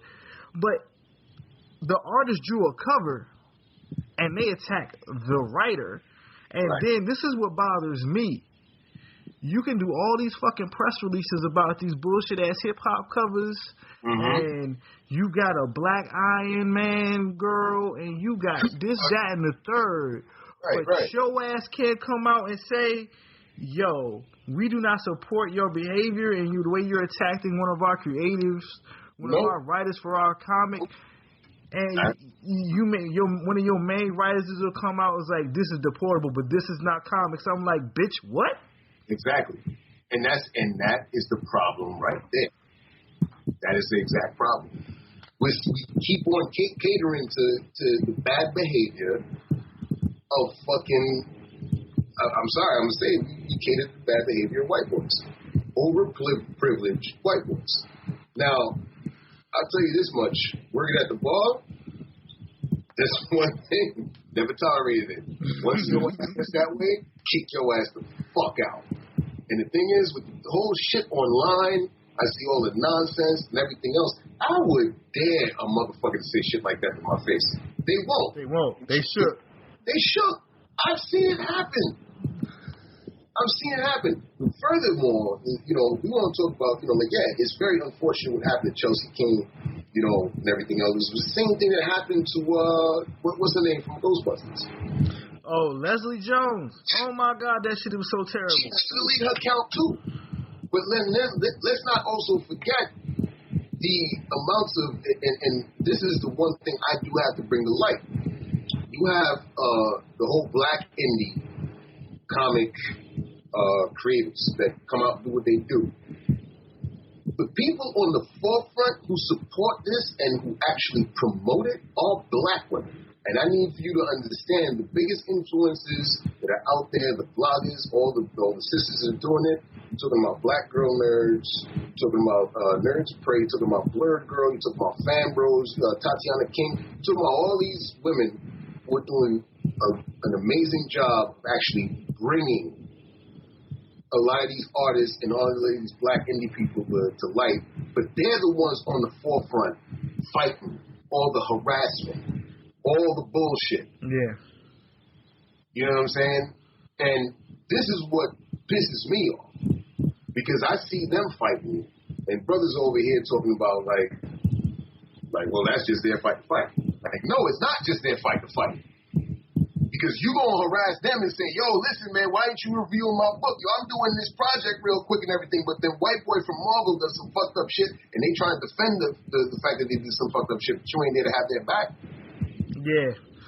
That pisses me off. It makes me mad. Then I sit back, I think, it's like, why the fuck you think they care about you because you've been buying a book for 20 years? Exactly. You a customer. Like, that's it. The fuck? They don't give a fuck about you. They don't give a fuck mostly about most of their customers. Their customer is that retailer that does that diamond order every fucking month. Thank you. That's what it is. That's what they making those covers for, so that somebody in that store will spend a gang of money on that one cover to cover them 300 books they got to order, that they got to sit there and they got to put in the fucking dollar bin. Exactly. But it paid this off itself. But they the customer. You think you the real customer. You ain't the fucking customer, B. This ain't like the fucking movies where, like, your dollars actually go to the fucking movie where there's a real split where they keep track of this shit. It's not like when you listen to an album and your actual spins count toward the fucking royalties that go to fucking Drake or fucking Taylor Swift or whatever. And like, motherfucker, no, it's comics, fam. Your shit, motherfuckers don't even have point of sale systems at every store. Like, what the fuck? Like, you giving that much? You giving that much of a damn about Batman, B? He's not real, fam. Joe, no, but they don't understand. Yo, bro, you got to understand. See, we think on a different level. These motherfuckers, this is life to them. That's what you have to understand. That motherfucking white boy who was getting pissed off at the fact that everybody took down that J. Scott Campbell cover, he didn't have jerk-off material for the next movie. And then that's more traumatic to me. I'm like, fam. Yeah, exactly, and that's the problem. We fucking keep catering to this bad fucking behavior and talking about, oh, well, the industry needs to take time to change. No, fuck that. It's not to take time to change. It's that you keep catering to people's bad behavior, and you don't want to make them feel a certain way because you don't want to lose their money. But then you have a whole other aspect of the populace that are willing to pay and spend money on the company if you do the shit right. That's my problem. You want to get people to come on and say, oh, we got this new comic coming out with a black woman who's going to be the lead character or whatever. Get a fucking black woman to write the shit. At least give it a shot. Give it a shot. Something. This week made me worry about the Roxanne Gay situation when she's going to write this Word of Wakanda book. Right. Because right now, like, Ta-Nehisi ain't catching no flack because he's a black man writing a black man superhero character, and there's a bunch of black men like, yeah, this is the shit. Yeah. Them motherfuckers get real shook because, black men are scary. Yeah, good. But That's you know what I'm saying? Let's keep it honest. The motherfuckers think we got they think we are Luke Cage, we bulletproof and shit, and niggas can survive anything. You know what I'm saying? They think we can do magical feats and all that type of stuff. But like, but this is gonna be a very established writer. yeah. But again, she's a woman, and people for some reason like to troll women on Twitter. And I don't know what they're going to do with this comic. I don't know how they're going to act. Like, why is this with this? Like, I don't even know what the fuck is going on. But I can just be like, oh, what's going to happen now? Like, if it doesn't sell a bunch, and then, like, Marvel does that stuff where it's like, yo, issue 3 ain't really get ordered like that, so we going to dead it at 7. Like, right. Like they did to Nighthawk and shit. Like, oh, issue 2 was whack, so we going to go ahead and dead this book on the 6th issue. Like, if they do that, then they're gonna be like, your book sucked, you was trash, you was horrible, blah, blah, blah, blah, blah. You should never be right. It's like, hold up, yo, I done seen this woman on my news shows on Sunday. Not just like Melissa Harris Perry, but like other joints like CNN. Like, she clearly smart and can write a book better than probably your whatever you think is hot fire, but like, I don't know why it's not winning, or why the retailers ain't comfortable with buying the book, because that's what I think people don't understand. Like, yeah, she gonna be alright. Yeah, I don't want her to be harassed though. Now I'm just thinking like, no, but see that right there is the aspect of what, and that's where we get deep with this shit. Why are these motherfuckers harassing these women, especially black women, or even harass anybody black in general? I'm gonna tell you why. These are fans of comics. These are fans of superheroes that hold a certain moral compass as to what is right and wrong. Right? Mm-hmm. But then they tend to go opposite of their favorite superhero to go online and express their feelings. I'm going to tell you why. Because they don't see us as human beings. And this is why the narrative needs to change. This is why having a black woman write a black superhero needs to change. You cannot have somebody. Look, listen. I used to love Brian Michael Bendis shit back in the day, but dude, take a step down. You made your mark. You don't have to keep on doing it.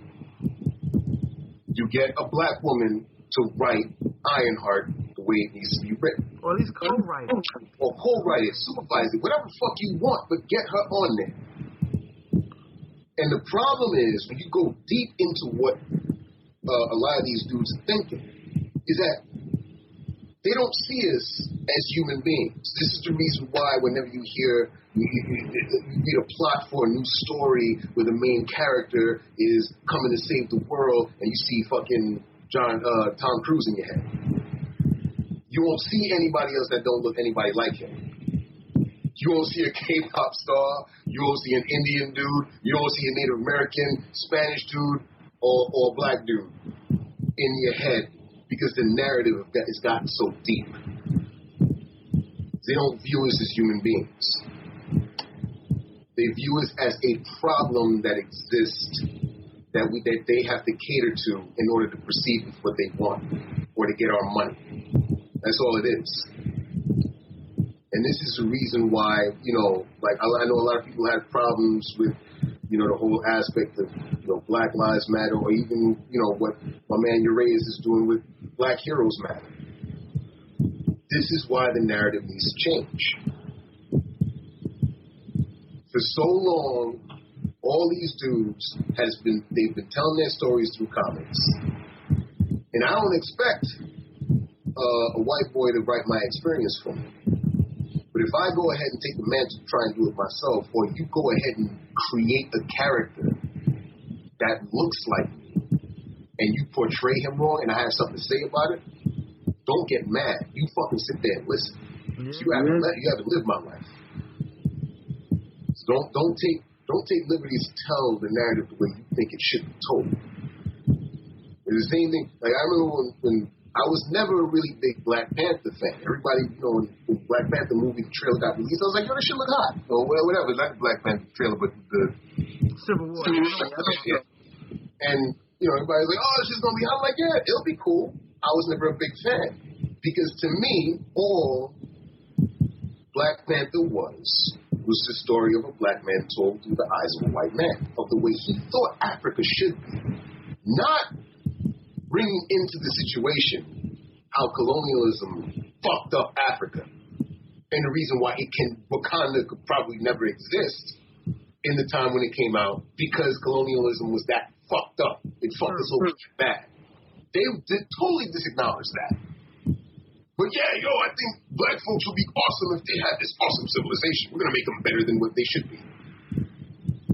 That's the reason why I was like, yeah, Black Panther, nah, I'm sorry, son. I see what you're trying to do, and that's cool, but I don't buy it. Yeah.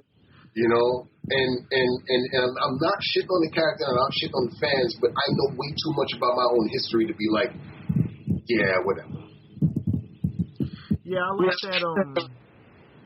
that, that Christopher Priest run is what got me into Black Panther. Like, because he totally kind of, I guess he took the stuff that he read before that he liked, and then like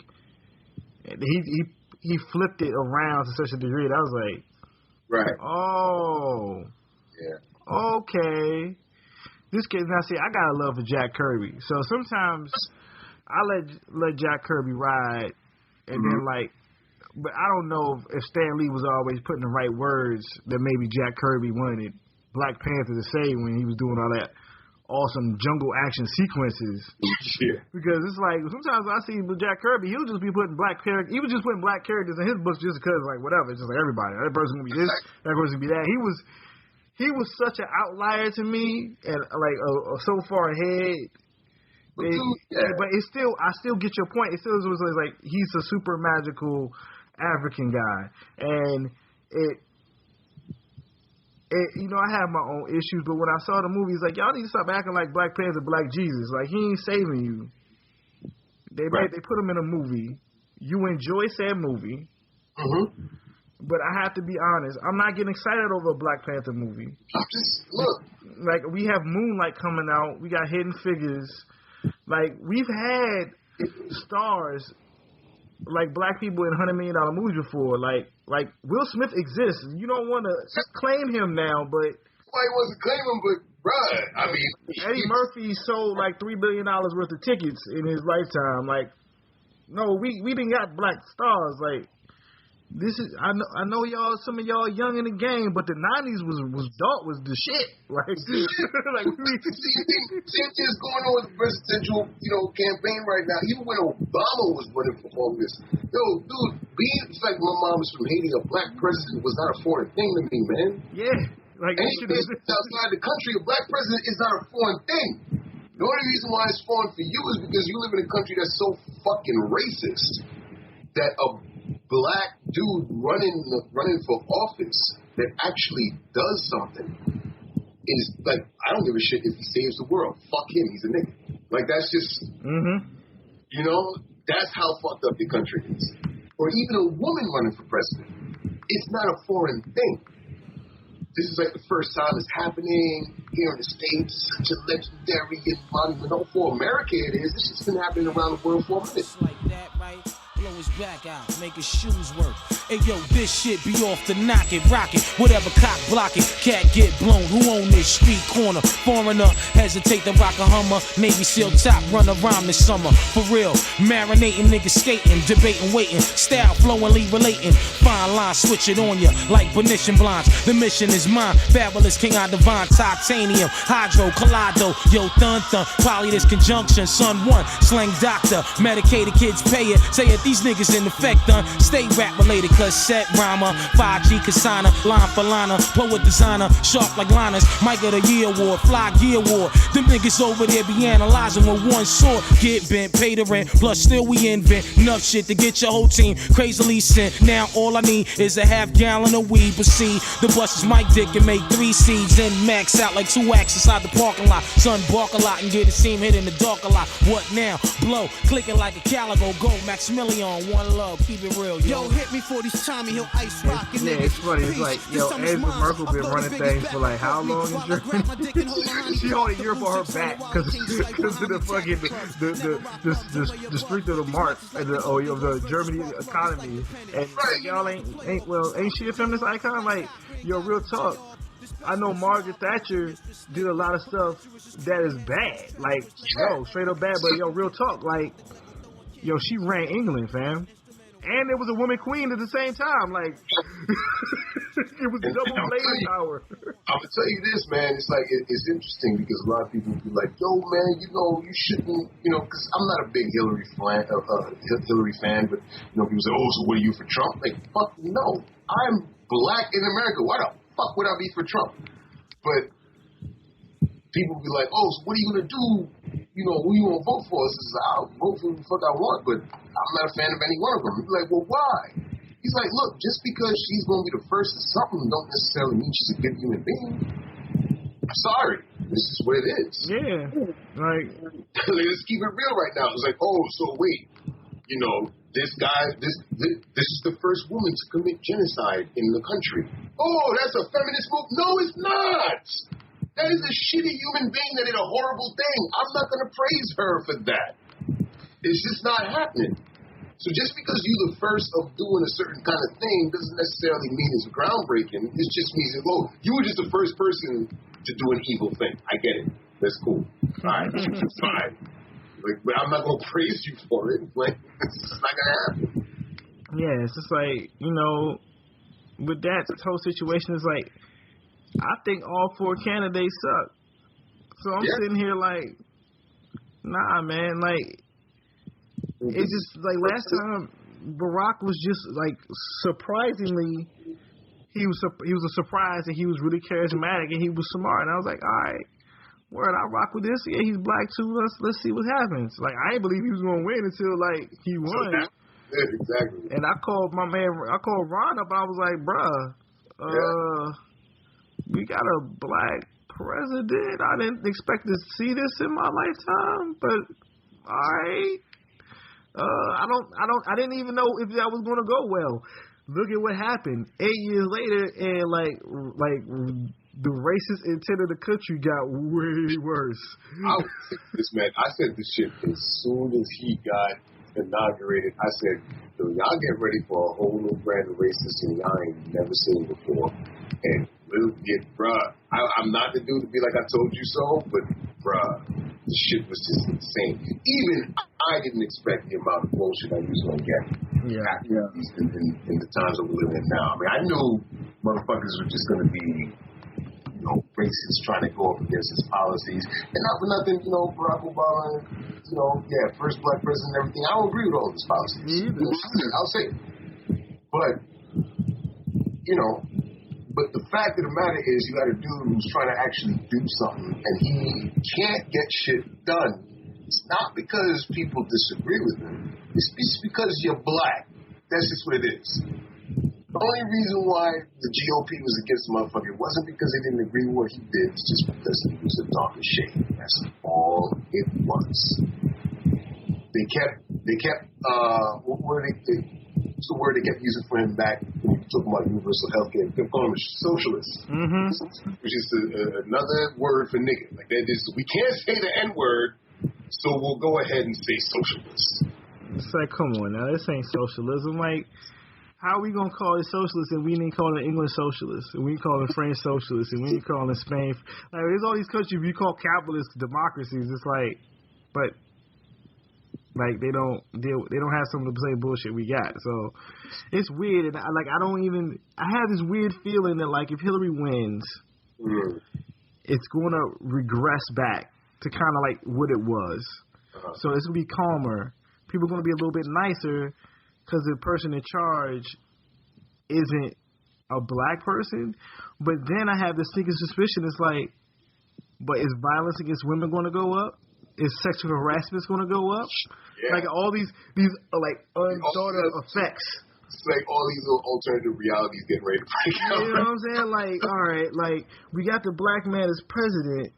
Yeah. But like, yo, now we got cops killing us in the street on camera, not giving a fuck. Like, there's so many other things that happen because of this. Because like psychologically, they couldn't deal with a black person being president. So of all the shit that patriarchy in the society does to women, will the psychological like backlash and like, let's be honest, a lot of white dudes' heads and some black men and Asian men and Latin men gonna be like, oh, so you think you can run the country now? And they just gonna be wild misogynists. to like women that like have nothing to do with it. Dude, it's already happening now. You see what these motherfuckers do on Twitter to women when they talk comics. Like, what? Let alone politics? What the fuck? You know what I'm saying? So, like, what I personally believe is, Hillary gets into office, we'll have a lot of that. I think we're going to go to World War III.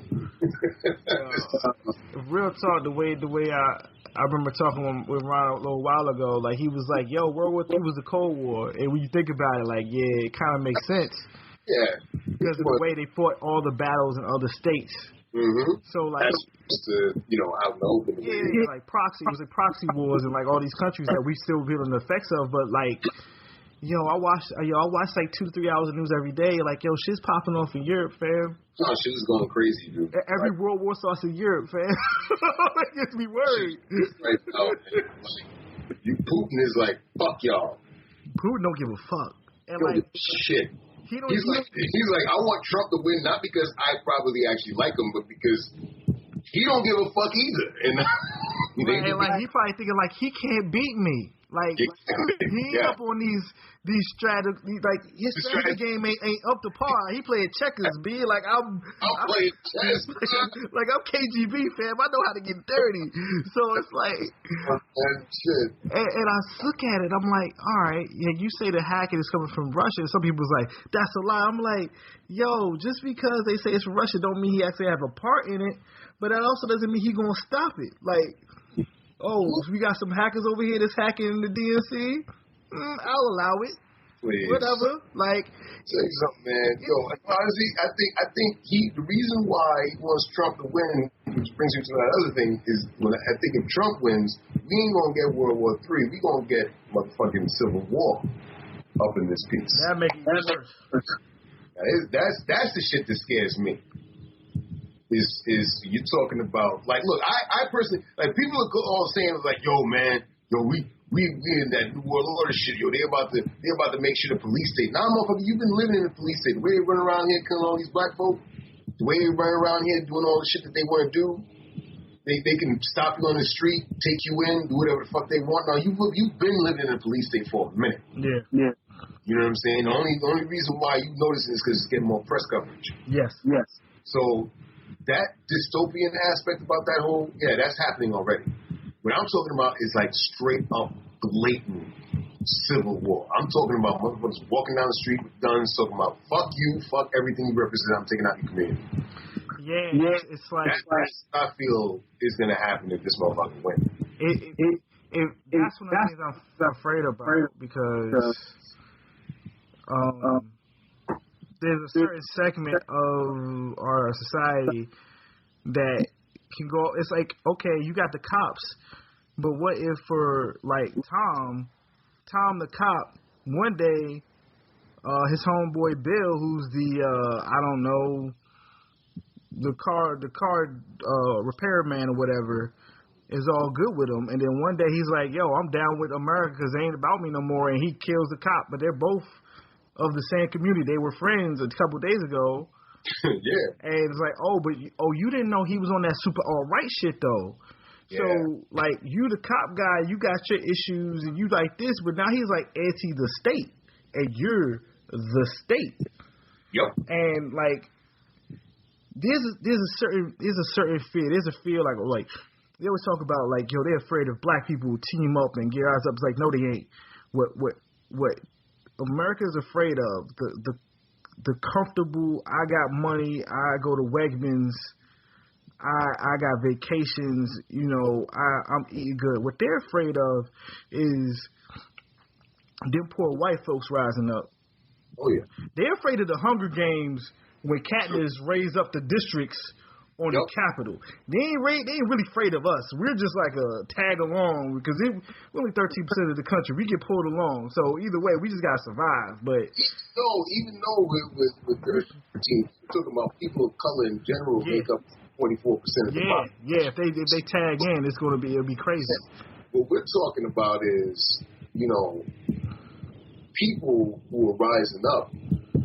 Because the classic saying, man, you want people to be on your side of the government, just think that they're better than the Negro.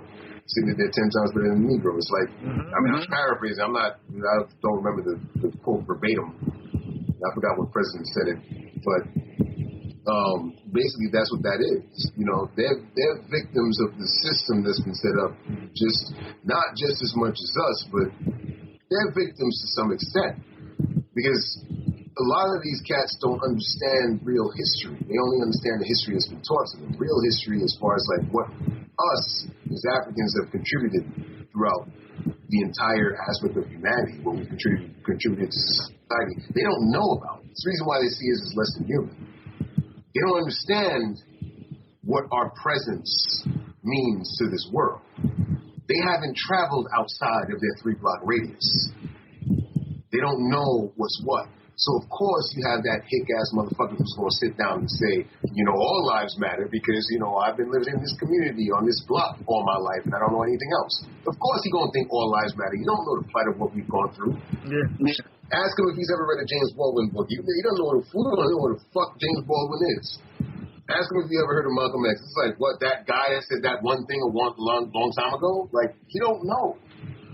To be quite honest, he might not know some of the progressive and left-leaning ideals that are white either. Like, he's just like, that's just hippies, the commies. He doesn't. And it's interesting because, you know, I have all of people go and say shit like, Black Lives Matter is funded by, extreme leftist groups and blah, blah, blah, blah. I'm like, you know what you sound like right now? You sound like the same dudes who used to say back in the day the Black Panther Party was planted here by the USSR to invade the United States to bring forth communism. They used to say shit like that about the Black Panthers back in the day.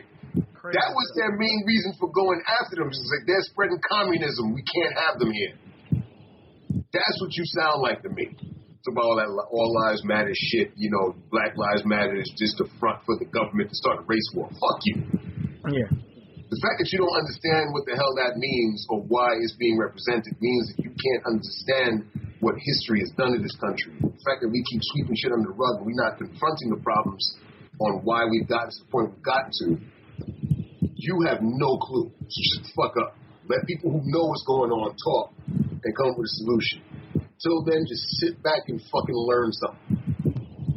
It's the same thing, like, and we've gotten deep and talked to this shit. I'm bringing it back to the whole aspect of comics. A lot of these motherfuckers need to sit down and shut the fuck up and see what's happening around them. Instead of coming out and saying, well, fuck you for saying this about it. No, ask me this question. Ask me why do you feel the way you do. Let's have a conversation about it. Then we can talk. But until you're ready to have that discussion, don't come at me that way. Yeah. Because you're going to get shut down. You know what I would like to see one day? I would love to see the X-Men written for a long run from a person of color that's been, like, persecuted. Like a Latin person, or especially a black person. Like, if you want to talk about being hated and feared by the society you're in and you're a minority, quote-unquote, race, we've never seen that perspective written seriously by someone's like, yo, if I go outside, I might not make it fucking home. Exactly. And we all know the inspiration of X-Men came from the whole aspect of the civil rights. Yeah. That's it's clear as day. But yeah, that would be an amazing thing to see. Like, I think we've seen it from like LGBT artists. Like, I know gay male artists have drawn it. I don't know if they really wrote long stories, but we kind of got that viewpoint for a while. Like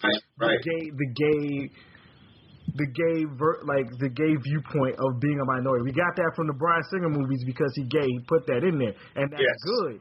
I think that's good to do it. But like, yo, let's bring some of that. Like, let's give you some of that real black experience. Let's have somebody black actually write Magneto on some like, you want to base this on Malcolm X? We gonna get real right now. Yeah. Like, seriously, because that would be some shit. I'd love to see that all day. That would be my shit. Nah, seriously, man, like that would be good. I would have no problems with that. They ain't trying to do that though. They ain't about that life. Come on, man. It's not. No, it takes time. You know, these changes take time. They ain't about that life. They ain't about that life. Oh man. Anyway, man, I'm sorry. We went off on the mad crazy tangent. Nah, man, I think people gonna like that. They're gonna be like, "Oh, this joint is lit." I'm gonna be like, "That's right." I might have dropped some flex bombs in there, like. Like, man, this joint is fire. Like, yeah. Oh man, man, it's just a lot though, dude. Like it's.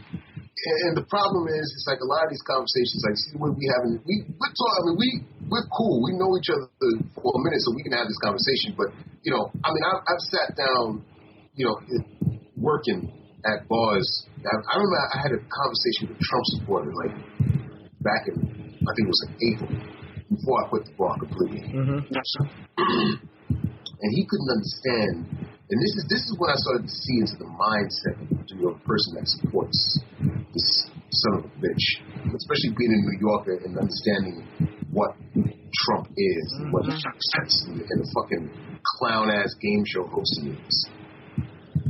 And to go and talk to this person, this is an angry dude who doesn't hate me, who doesn't see me as a threat.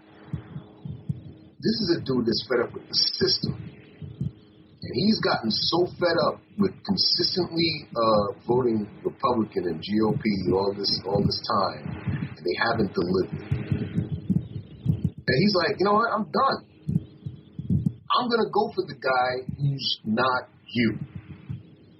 And the messed up thing is all the corruption that black folks used to talk about, like how politicians take money from people, and lobbyists, and shit. We used to talk about this shit all the time. Mm-hmm. So they didn't necessarily have a problem with it because it didn't affect them directly. Now that it has, it's like, well, we need to go outside the Republican Party, and maybe it's not, So now I'm talking to him, and I'm like, all right, I see now why you like this, and.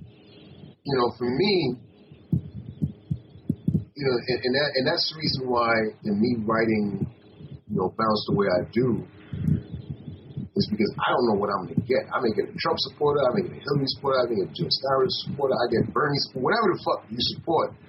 But I don't know what I'm going through. I don't know what I'm going to get into the night when I get there to work. Usually, that's why I bring the reader in, like, you don't know what you're going to get today. Because I don't know what I'm getting when I get to work. So that's what it is, man. But, with all that, being said, it's a really insane time that we're living in right now where, just to see how people are getting tired, but it's all misplaced anger, and they don't know where to place it. And because of lack of education, because of lack of knowledge as to where they, as to how things got to the way they got to, this is the reason why we're here now. My opinion. And sadly, I think the same thing happened to comics. Yeah. People don't remember the history of how we got to the '90s boom and bust, and how certain things rolled around, and we're in a situation where we're talking about variant covers. Like, we didn't learn what happened with variant covers. Like, we didn't learn about these. We didn't learn these lessons. It's hot again. Somehow they came back to haunt us. Like, we didn't learn the lessons of, like, yo, you remember when all superheroes was white dudes with brown and blonde hair and black hair? And then, like, it's funny, like, I remember, like, if you really think back in the 90s was mad diverse. Like, Milestone came out. People was remaking superheroes. Like, there was, like, a Latina Wildcat at DC. And, all these different characters came out. People want to say, like, yo, DC never had no black characters. Like, nah, they used to have a gang of them. Then, like, motherfuckers took over and they just made them all white boys again. And it was crazy. No, you're absolutely right. And you're getting back onto where it comes to comics. Like, the problem is, and I've said this before, even certain white boys are getting tired of the same old narrative over and over again. It's like when I see, you know, like the whole aspect of Luke Cage coming out and everything, how it broke Netflix and everything else, the shit is there. People want to see it. So that whole excuse is like, well, we don't know if it's going to sell. That's out the window. It's a myth like black on black crime. Like, don't give me that bullshit. Yeah.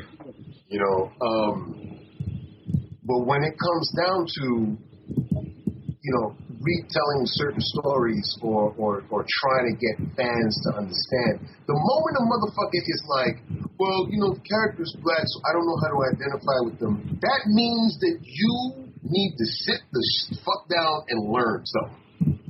Because if you can't identify with someone else because they're a different shade than you, that means you need to reprogram everything that you learned. Exactly. Like, and especially, look, okay, if you're a kid, if you're a 14-year-old, 16-year-old kid who's just starting out trying to understand shit, you got some time to work that out. But if you're a grown-ass fucking 45 to 50-year-old man who has a problem with seeing a black man or a black woman as the main character, sit the fuck down. Yeah. That's my problem. And it seems to me that a lot of these comic book dudes, especially big companies, are more worried about catering to them than anything else because they've been their fan base for the past, like, 60 years. For so long. Yeah. You know? I wouldn't even say that. I think what happened was when the bust happened and a lot of those, when the newsstand went away and the bust happened and they lost like 2/3 of their stores. That was I remember being a teenager and like everybody, like I grew up in Prince George's County, Maryland, in the DC area. That is one of the most affluent black areas. I didn't see that many white people growing up, but black people was reading comics, and then you couldn't get comics no more. So guess what happened? You couldn't read comics no more. Yeah, right. So they lost that fan base. Well, people want to forget to like, yo, Todd McFarlane made a black superhero, and it was the #1 selling comic book. Yep. Period. Like millions of copies a month, and then all of a sudden you couldn't. Where do you get Spawn? But because there's no comic book store, and then you can't go to the store no more and get comic books. Like the 7-Eleven ain't got comic books no more. And you get to the point where the only people who was reading comic books were them white dudes that lived in the comic book stores. Right. And that was the thing, because, you know, at least, you know, I remember when I grew up, man, dude, they talking about East Flatbush, Brooklyn, back in the mid-'80s, when you go to the comic book store. First of all, like, I don't understand the whole concept of, like, you know, when I was a kid, I used to get picked on for, like, comics. Yo, the biggest thugged-out motherfucker used to steal my comics. How about that shit? Fam, I don't understand that narrative either, and I think that's... I was like, yeah, it's yo, in fact, you buy comics, you gotta hide the shit. Like, yo, I hope they don't take my comics today. Like it was crazy. It's like people talk about like I was picked up for like comics. I'm like, who didn't like X-Men in 1992? Like everybody like X-Men, bro. Like who?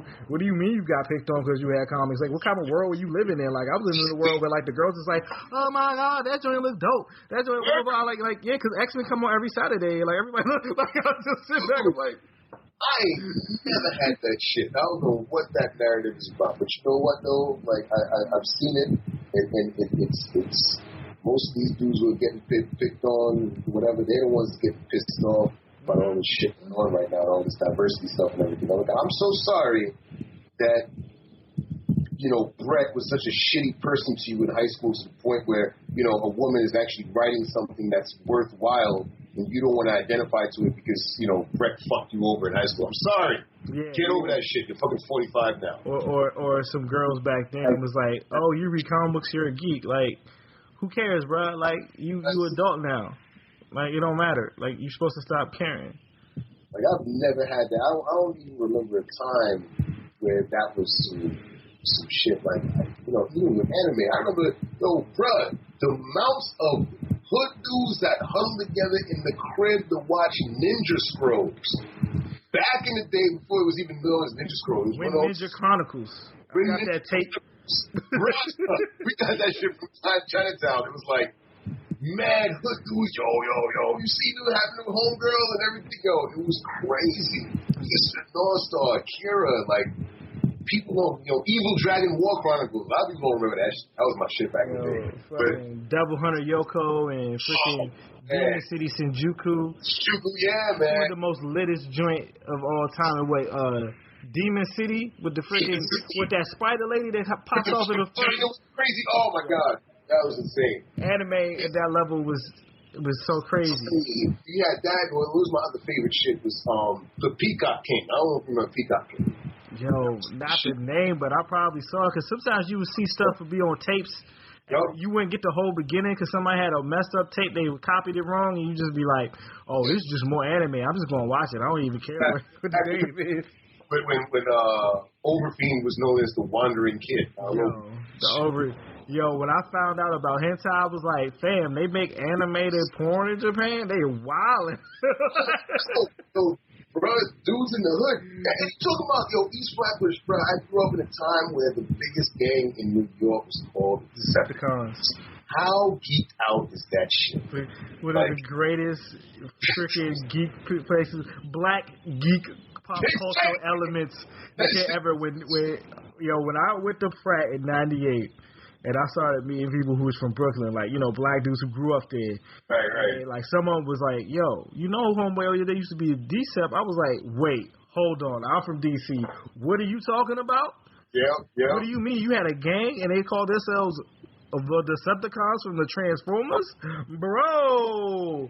Talking about when they're about to rob somebody, like, we won't transform on that nigga. Like, that's how real this shit is, son. I was like, I kept hearing more stories, and then I started hearing people talk about it. Then, like, the whole, like, Ralph Lauren shit, they used to, like, rob. And I'm like, y'all, this is amazing. How come this isn't a movie? Man, they used to run these streets, man. This is the time before motherfuckers was walking around just carrying guns and shit. I mean, guns was always a thing, but these motherfuckers used to run around with wrenches and hammers. Punk your ass up. Crazy shit. It was insane back in the day. But, well, I mean, that was like, old school New York. But to the point at hand when it comes to all this stuff, like, I never got that thing, so I don't understand how, a lot of these dudes get butthurt over the fact that, there's a woman writing a comic that, their favorite character, or when their favorite characters become black or Latino or gay or something, and I'm like, why do you have a problem with that? Maybe you need to expand your own fucking world and stop living in the shit that you're living in. I know you had to do a remix, right? Niggas is mad, I get more butt than ashtrays. Fuck a fair one, I get mine the fast way. Ski mask way, nigga ransom notes. Far from handsome, but damn a nigga tote. More guns than roses, foes is shaking in their boots. A visible bully, like the gooch, disappear, vamoose, you whack to me. Take them rhymes back to the factory. I see the gimmicks, the whack lyrics, the shit is depressing, pathetic. Please forget it. You're mad cause my style you're admiring. Don't be mad, UPS is hiring. You should have been a cop, fuck hip-hop. With that freestyle, you're bound to get shot. Not from Houston, but I rap a lot. Pack the gat a lot, the flame's about to drop. Here comes a brand new flavor, yeah. Time for new flavor, yeah. I'm just kicking new flavor, yeah. I worry about when there's going to be a point. We're getting to this point where there's a growing nostalgia for anime that popped off in the 90s. And so that fandom, I think, is about to, like, bubble over and, like, really hit the mass market again, as we see with, like, Pokemon Go and stuff. Oh, right. But I'm thinking, like, anime was really popular. Like, TV anime got really popular. And I was thinking, like, what did these fans think when they were children, and what do they think now? Like, did they think that these anime characters were white? Because I remember growing up, like, I remember talking about Dragon Ball Z, and it's like, so, yeah, this is mad racist. Like, how come Goku, he get blonde hair and shit? I'm like, yo, like, that motherfucker Chinese, fam. Like, he ain't no white dude. Like, his hair is golden, but you can't paint gold, B. Like, right. Like, he's not white. Like Sailor Moon is like, you do know they keep all their Japanese names in the American show, right? Like, and this is a messed up thing for me, and people might take it the wrong way, but like, when I see sometimes people turning like the anime characters into black people, I'm like, for me, I'm like, you're putting our American bullshit of white and black on the characters that ain't supposed to be white. It's like you're turning one minority who we should be teaming up and embracing. What's my favorite thing is like all the black Goku and Dragon Ball. I can't stand when I see that shit. I like the hood shit, like when you see it on rap mixtapes and shit, because I find that shit hilarious. But that's different. That's like because they try to tell you that their music is so fire, like this on some Dragon Ball. Yeah, they Super Saiyan with the beats or whatever. Like I'm not even mad, but like when I see it, it's like. You know, when you got a dude trying to make a living off of their art and then and that's all they do, I'm like, stop. Like, you know, it becomes, you know, to me it's like the new brand of artists that say, yeah, I can paint, and then takes people pictures and put them on Prisma and then put them online and be like, I painted. It's just been a big trend as of late. I don't know if you noticed that shit. Yeah, I try to stay away from it, but I do know it's a thing. It's a problem. It's a thing. Problem. But anyway, the thing is, back to what you said, when it comes down to that, a lot of people don't understand the history of Japanese animation. A lot of people don't understand how deep-rooted in the culture it is. A lot of these studios used to work for Americans, and they used to work, you know, like, I love when a lot of these American dudes be like, oh, I'm not into anime, man, fuck that, blah, blah, blah. I'm like, yeah, every single cartoon that you grew up with, that you loved, was done over there. Mm-hmm. So stop your shit. Mighty Orbots, Thundercats, G.I. Joe, Transformers, where do you think all that shit came from? Who do you think you thought? Because Americans are too fucking stingy to pay real people, American animators, to draw shit out for them. Nothing's been animated here since fucking back in the day in Warner Brothers like that. Yeah. A few animation studios that still hire in-house animators, but it's not to the extent of what they did back in the day. Everything is outsourced. Where the fuck do you think that shit get outsourced to? Japan got smart and said, fuck it, the Koreans probably do it better, let's hire them. Mm-hmm. That's what ended up happening. And then so... You know, a lot of these character designs they do, they knew at some point it was going to get marketed to us. So they did what they had to do. But then when you started to see, you know, in the rise of like the late 90s into the early 2000s, they started changing a lot of designs in the characters. Production IG just said, fuck the whole thing. We're going to make characters that look Asian. Oh, you saw, like Jinro, you saw, especially some of the later Ghost in the Shell shit. All the characters started looking Asian, started looking Japanese. Yeah, like it's not even blurry no more. It's like, yeah, like these are Asian people, but like I remember getting the little lanyard for New York Comic Con this year had like the Yu-Gi-Oh movie because I'm like, oh shit, it's about to be. Right. It's about to be 20 years for nostalgia for these kids who grew up watching Yu-Gi-Oh, and it's about to hit. And I'm like, yo, did you actually think that a dude named Seto Kaiba was a white dude? Because in my head, when I saw him, it was like, nah, that's just a Japanese dude with brown hair. That's just dude style. Like all these Yugi Moto ain't no white boy name. Like they go to Japanese school and they got like the uniforms on and they eating like rice balls and bento boxes and shit. And you thinking these white folks? Like, that's the thing. It doesn't happen like that over here. And it's the reason why I say a lot of the stuff that happens in the anime is very deep rooted to the culture. They don't. And a lot of stuff, when it gets translated over here, it doesn't translate right. It doesn't hold the same impact unless you understand their culture that it does when it comes over here. It's like, you know, I used to see, you know, like certain kanji that will pop up in like little comedic scene, or like certain expressions and everything. He's very deep rooted into Japanese culture. Yeah. Unless we grew up over there and we know about that, we won't get it unless somebody explains it to us.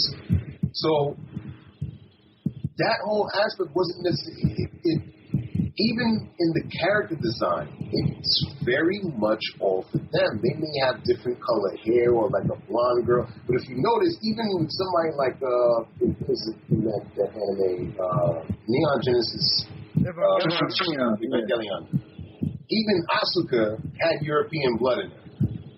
Like that's where she came from. Like, yeah, she was like Russian or something, but like. Yeah, exactly. So she looked different from everybody else. Yeah.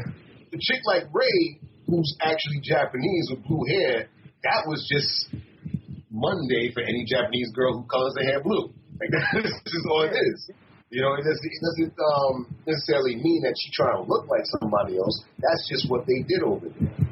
So a lot of people don't understand that. Yeah, at some point it was catered to us. You know, over here. Well, I wouldn't say necessarily to us. We would accept the shit regardless. It was catered to white folk. Yeah. So they identify with it better. Yeah, because black folks was already watching anime. He was like, what? This shit is fire. Like, it's fuck American cartoon. Who watch this shit?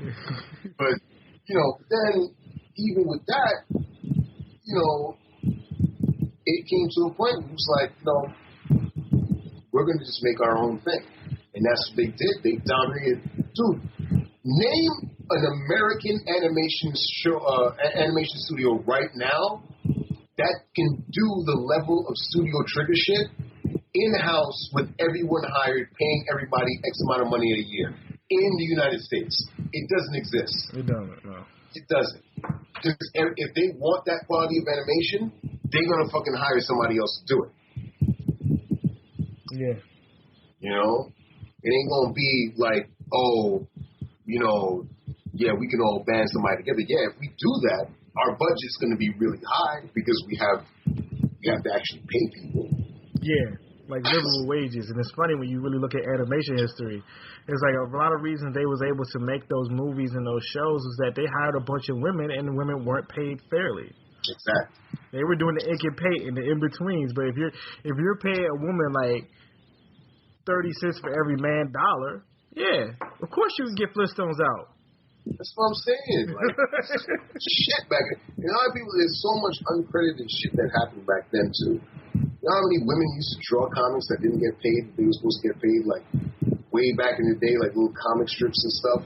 Never got any credit for it. Like, this is a really fucked up industry. And I think this is what's starting to happen now. It's much like everything else. And I think this is the reason why our conversation went all over the place, from like comics to politics to race to all this stuff. Because it all intertwines into one thing.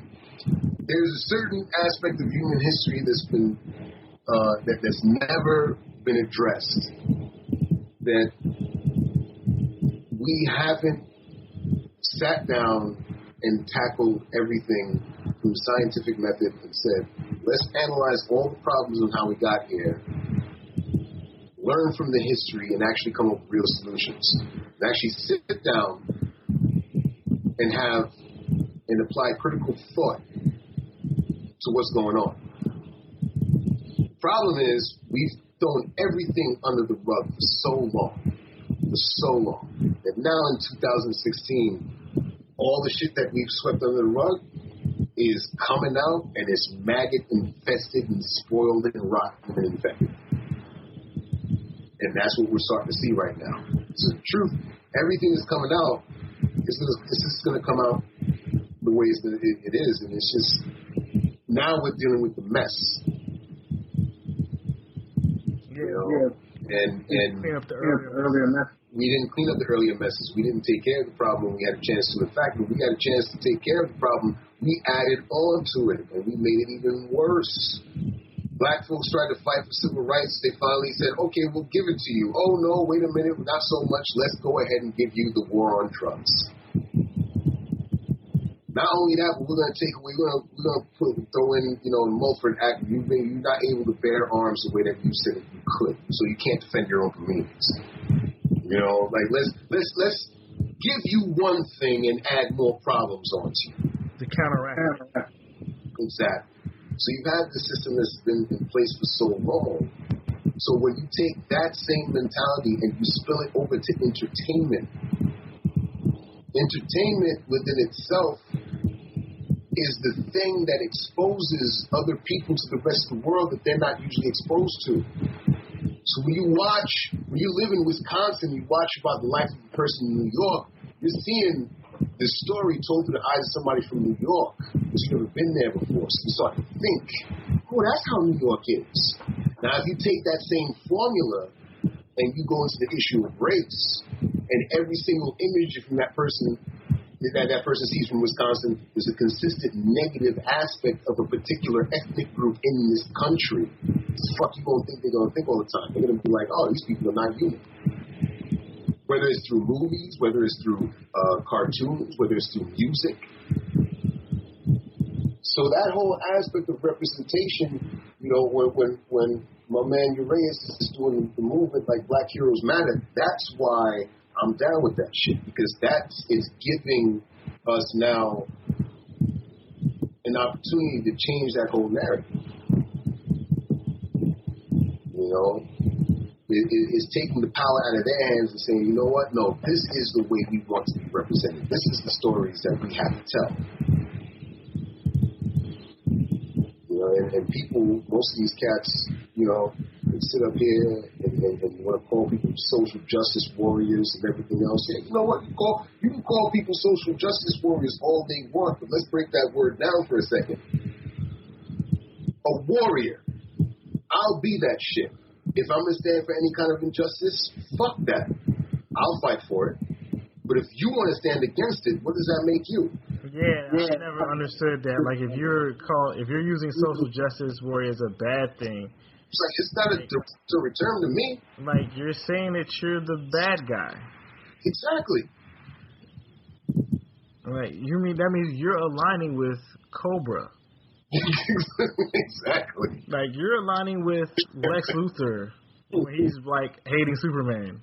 Exactly. Not like I have to save the world from aliens, Lex Luthor, but like, I'm gonna kill Superman, or like, yo, you're Hydra, B. Like, you're saying this like you're Hydra, fam. Like, you get this, right? Like, the more you disparage social, quote unquote, social justice warriors, that means you're the bad guy in the story. You're not Daredevil. You're the Hand. See, but you also have to think about, too, there's a whole bunch of motherfuckers that make a living off that shit. They don't believe in half of the shit that they even say. They sit there like, fuck you, people and social justice warriors. Okay, pay me for what I just said. Yeah. Like, that's what they do. Like, you know, fucking Rebar dude, Milo, whatever the fuck. Yeah, Milo. Whatever that guy is. Milo was getting that paper. He getting that paper, dude. Just like all those motherfuckers at Fox, Bill O'Reilly, all of them motherfuckers don't really believe what the fuck they're talking about. They know. They know. They're there for a reason. They get a really good paycheck to talk all the shit that they're talking. Same thing like all those Trump surrogates on CNN who sit there and defend everything he fucking do. CNN pays them to be there, dude. So of course they're gonna defend all the outlandish shit. Yeah, or they work for him and they get a paycheck. Like, oh yeah, man, they get paychecks from both. The CNN is paying them to be on there, and Trump is paying them to talk the shit that they're talking right now. So of course the narrative gets construed and gets crazy, and we sit there and get pissed off. I don't understand how they can defend Trump for the boost. Like, yeah, he did his job because you talking the shit right now. Like, yo, I start laughing and people look at me right crazy and say, how are you laughing? Because, like, this shit is funny. This shit is comedy to me, man. What the fuck are you talking like, about? On a real note, it's like, I'm supposed to be getting riled up over this. And I know that motherfuckers is dying in Syria and other countries, like, catching serious bodies in fucking Mosul and fucking straight war right now. But I'm supposed to get mad because Newt Gingrich flipped off on Megyn Kelly. Thank you. Okay. All right. Megyn Kelly's talking all kinds of shit about black folks all day. Yeah. That's what she does. Like, I'm good. I ain't getting hyped up over none of this. That shit don't affect my day to day. And this is the shit that blow people when I say, like, oh, if Trump went all right, I'll survive. I survived Reagan. I survived the first Bush. I survived the second Bush. I'll be all right. You'll be all right, man. I survived crack in the 80s, man. DC was wildin'. Yo. I don't know DC like that, so I don't necessarily know. But I know in Brooklyn, shit was crazy out here. Yeah. You know what I'm saying? Like, but nah, man. All I'm saying is, here's how I see it. You know, at the end of the day, you know, we all creators. We have an opportunity to change the way people view us through our art. Let's fucking get that shit popping, man. We got the opportunity now. Yeah. You know, like I'm tired. You know, like these conversations, like you and I have. You know, we sit here and vent our frustrations all day. But at the end of the day, if people ain't really doing something, you know, and that's the other thing I've had problems with. You know, a lot of artists are sitting on here. They're more, especially the younger cats. They're more concerned with lights and getting noticed on social media rather than leaving behind a legacy. If you ain't out here trying to leave behind something that people are going to remember, get the fuck out of the game, man. That's my bottom line. If you do what you do because you want a bunch of motherfuckers to like your social media page, then I really don't have the respect for that. But if you out here trying to really do something that makes a difference, even if I don't agree with it, but you believe in it so much to the point that you're grinding and you're putting it out there, then fuck, man. Do what you gotta do. But in these times, man, we don't have time for any of that stuff. You got some shit to do, buckle down and do it. Word. Right there, that's where I'm going to end it.